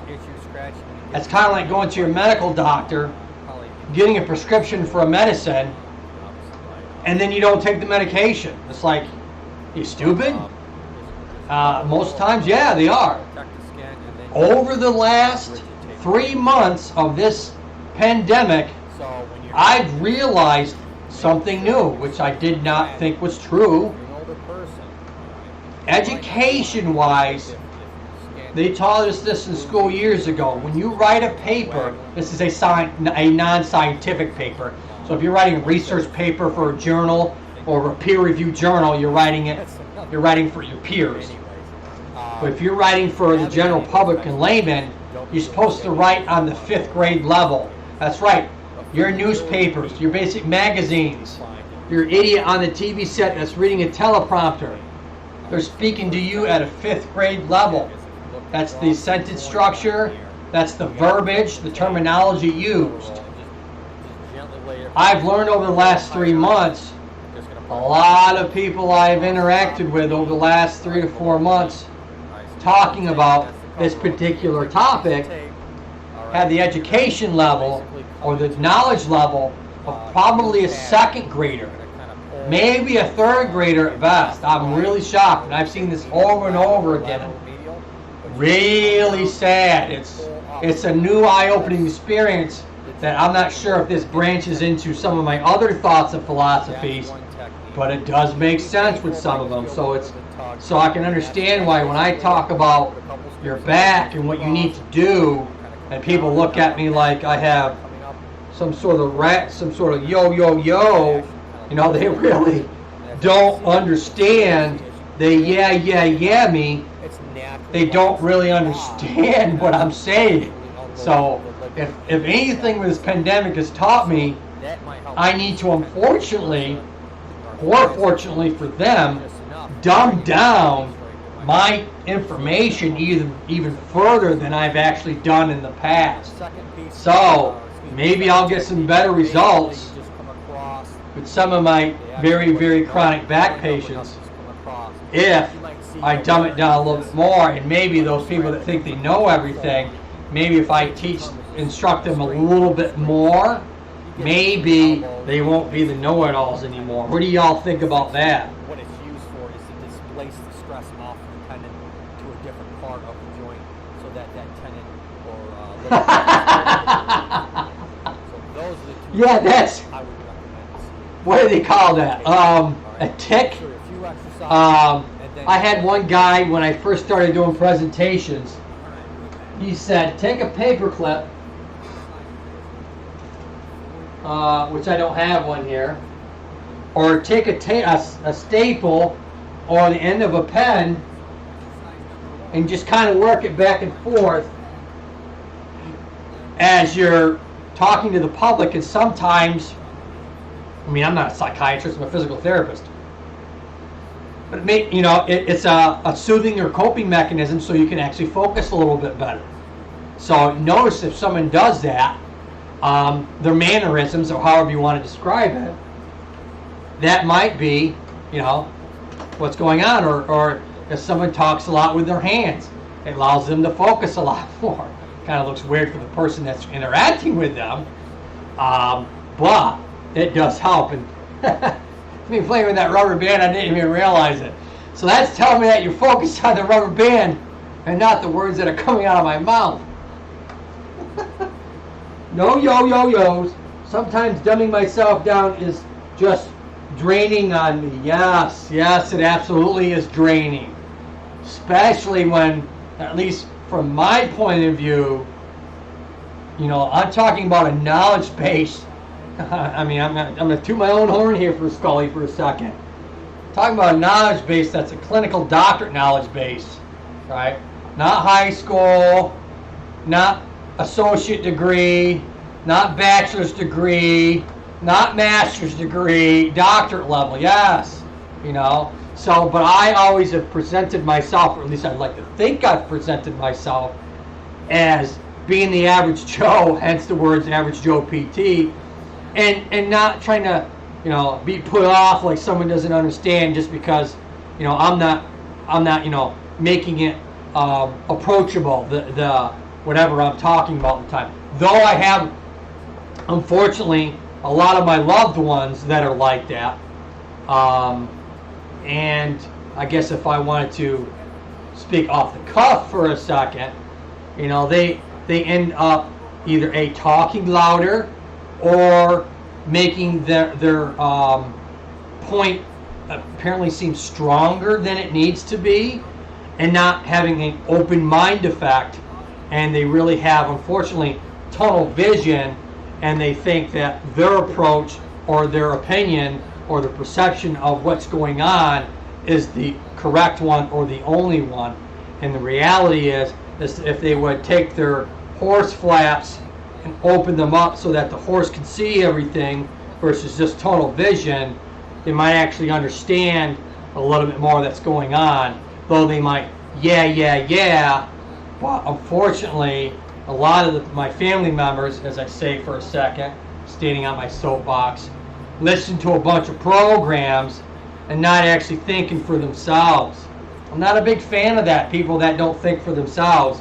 They go on the computer and whatever has been said to them, they take it as their own and say that this is what's going on. That's not cool. So a lot of times they bore me, as Sam would say. Who's Sam Harris? Sam would say, it just bore me. So I'm like, yeah, I just, I shut down. I just like whatever at that point, because I realize they only have a one-sided opinion. It's sad, but it's the truth. Sometimes, that's the last one I got. Sometimes dumbing myself down is just draining on me. Yeah, no doubt. All right, I have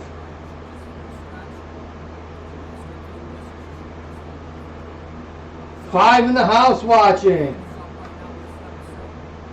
Oh, look at G Kicks is doing a shout out. Oh, that's nice.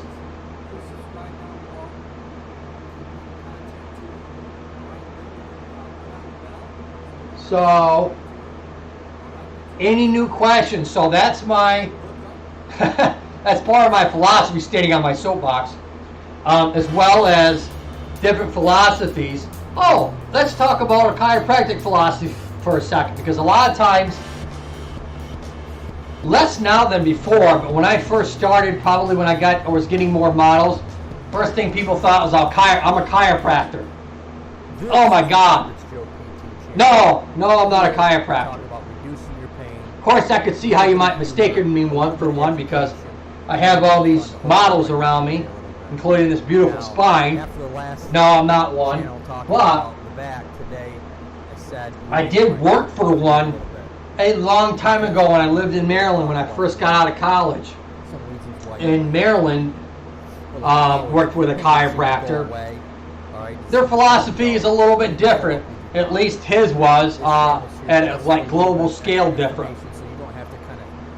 Now, obviously, I don't want to paint a brush and say all chiropractors, because that would just be foolish of me and ignorant. All I can tell you is my experience and what I've seen. Stay tuned.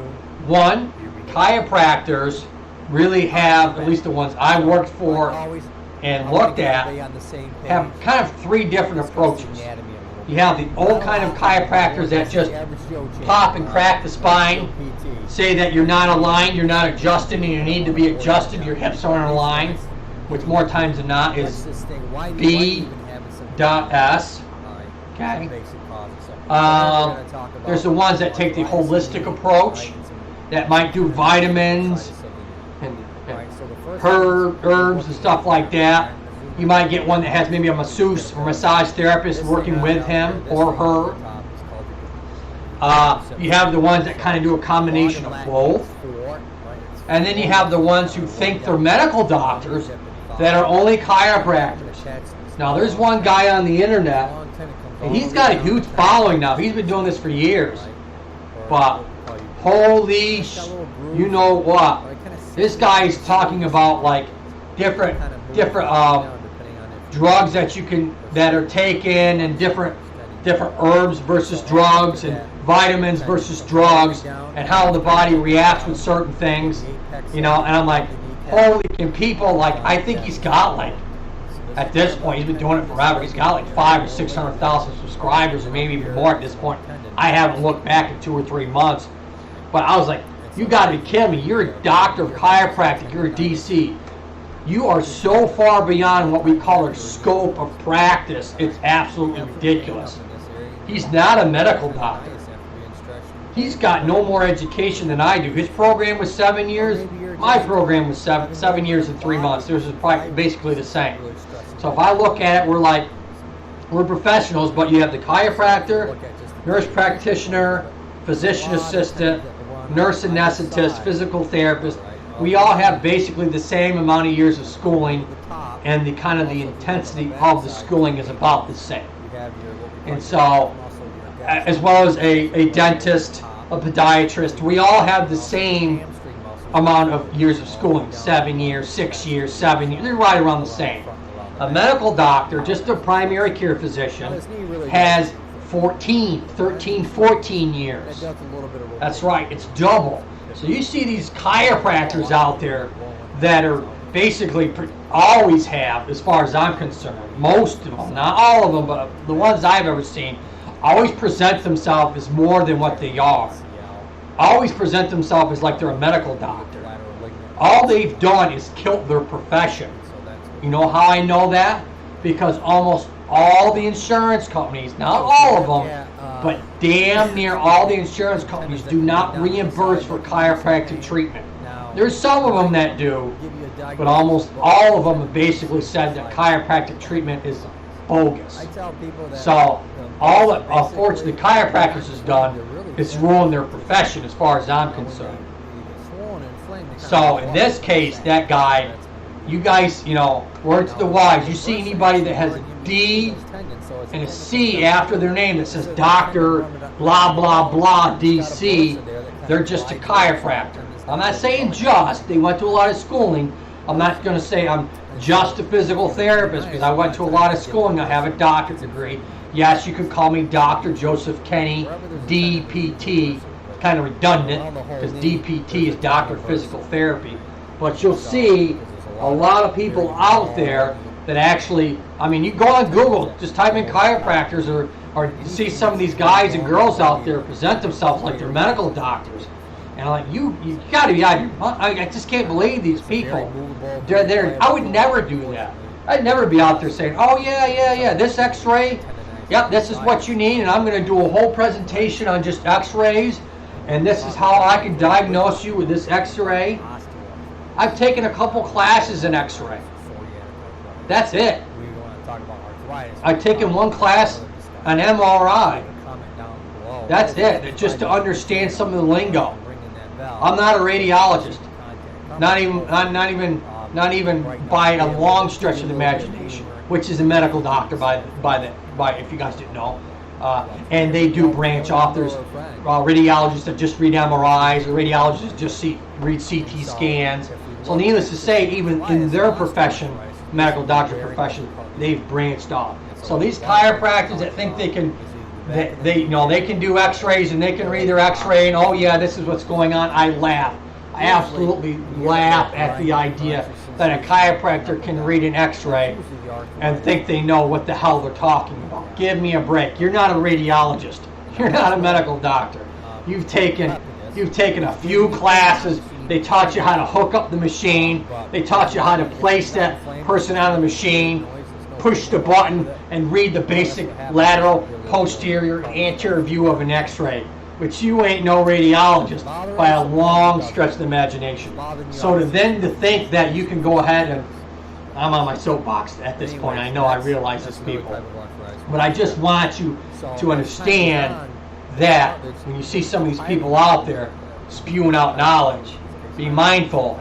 Just if they say doctor in the front of them, just read what their credentials are on the other side. Make sure it's at least a medical doctor. One of the things that seems to cause arthritis and DP and then T. Unfortunately, DP and then T. Yes, it's doctor of physical therapy. He, just kidding. Oh man, you're tough, girl. Ernie's throwing it at me hard today. She's rough.